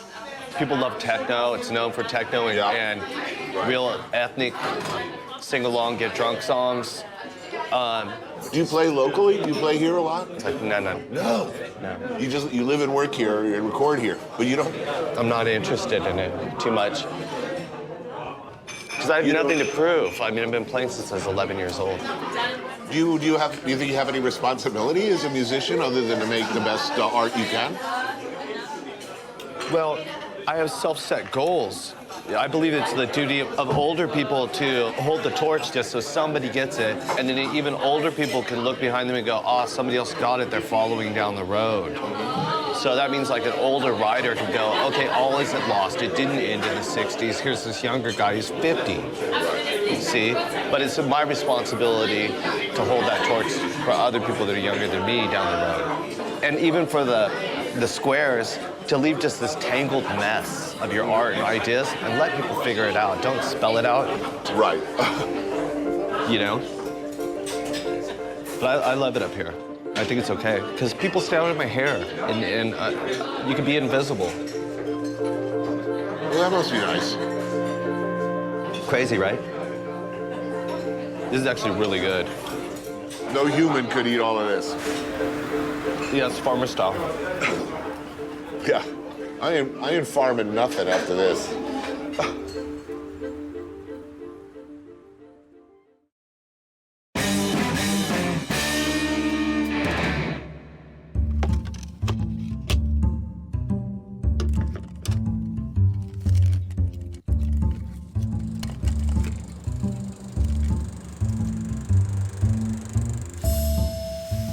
The ubiquitous and deeply loved signature street foods of Berlin are currywurst and Donner. And what better place to enjoy such delicious treats than in front of a classic of German cinema? In this case, Fritz Lang's silent masterpiece, Metropolis, an artifact of the Weimar era that's still politically relevant. It's seen as a cornerstone of cinema and the mother of sci-fi movies. Billy Wagner has invited me to a midnight showing at the booze and food-friendly Lichtblickino movie house in Prenzlauer Berg. He's the co-owner and sommelier at the Michelin-starred restaurant Nobelhart and Schmitzing in Kreuzberg. The question of the day being what German wines pair best with a utilitarian treat like currywurst, fried pork sausage smothered in ketchup and a dusting of curry powder. Now, how did this become a beloved dish? I have no idea. It's a lot of flavor. It's spicy, it's fat, it's salt, it's roasted. Then you have fries with it. It's. Oh, I understand why people eat it. Yeah. Alcohol. Junk food. Yeah. Yes. But at the end, it's a very cheap thing. You know, you get 2 sausage with fries, with a beer. When you pay much, 10 euro. Oh, so like a quick worker's lunch. Yes. Yeah. So what wine would you suggest with this? We should try a glass of champagne. There's a place in Berlin where they serve currywurst with champagne. Really? Yeah. Champagne always works, obviously. I like this. It's a good match. Super. Cool place that you can come and see movies like this. The film premiered in Berlin in 1927, presenting troubling issues of its time. And it turns out, ours. Corporate greed, political corruption, social inequality, and in the figure of Bridget Helms' Maria, the dangerous yet powerful role of the individual activist in an oppressive culture. Her eyes, she's a little cross-eyed. Yeah, but that's sexy, you know? Yeah. Now, here we go. Classic German food. Huge. Yeah. It's you eat one, you know? I'm not finishing this, man. Oh my God. It's enormous. Kebab was introduced to Berlin by Turkish immigrants, and Doner kebab is the German iteration. You know, at the end, it's something which is in every culture. You have something grain outside, bread, and then it's stuffed with something. You have meat in it, you have salad with it, you have spicy sauce with a lot of chili, and you're gonna find it in all kind of different versions. We should maybe try the red, see what it does. Sure. This is also classic drunk food. I mean, it's greasy, it's messy, it's wet, it's crispy, it's got it all. And it's very easy to be done vegetarian? Well, I need the meat. I mean, that big loaf that they put together, I mean, I don't know how they make it or extend it or whatever the hell it is. I don't really care what's in it. It's meat. I don't want grass-fed Colorado or Australian lamb on my doner kebab. I want this. You know, especially again, you know, if I'm drunk late at night, watching Metropolis.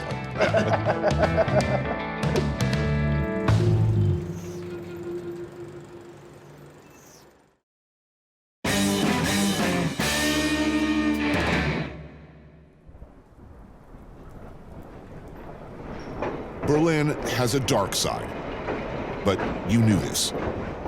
You don't have to look too hard.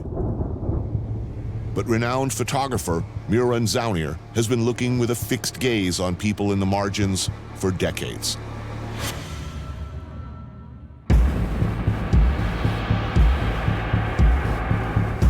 For over 40 years, he's worked diligently to capture the world's darker shades, its most marginalized people, the outsiders, the transgressive, the forgotten, the desperate and depraved, always in a non-judgmental, unblinking way. These are some of the shots we can put on TV. Many we can't. I urge you to find them. Shot with a lot of hustlers, dope addicts, prostitutes. How did you approach your subjects? Right up, right in picture, or do you establish relationships? Well, it always depended on the situation. Some were not aware of me. Others were exhibitionists. I had fights, but most of the time I didn't have any problems because there were situations I knew, okay, now I better retreat or I get my ass kicked. I had a very good sense of how far you can go.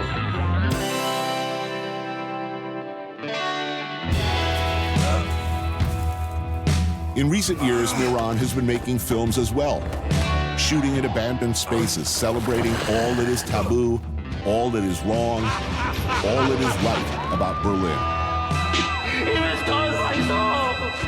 With an unflinching gaze and a genuine affection for his subjects and characters.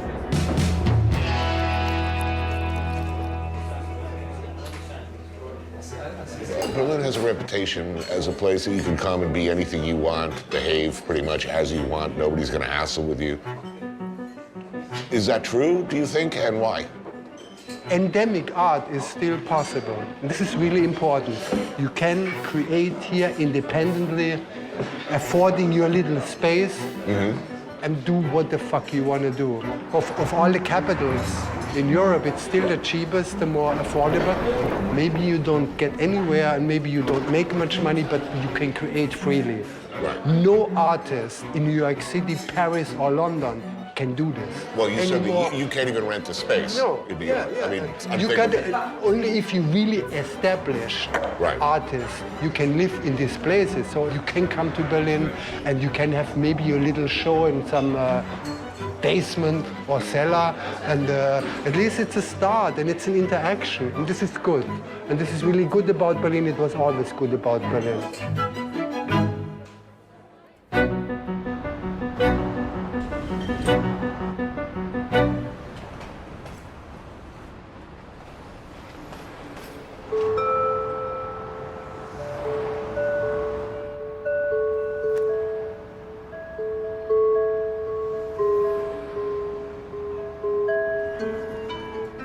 Echoes of lives lived, lives lost. No other city has been repeatedly so powerful, then fallen so low. Few other cities have been so shaped by individual imaginations, either brilliantly creative or unspeakably evil. Start again, start again. Look back at the past, never forget it. Like an Irish playwright said, you must go on, I can't go on, I'll go on.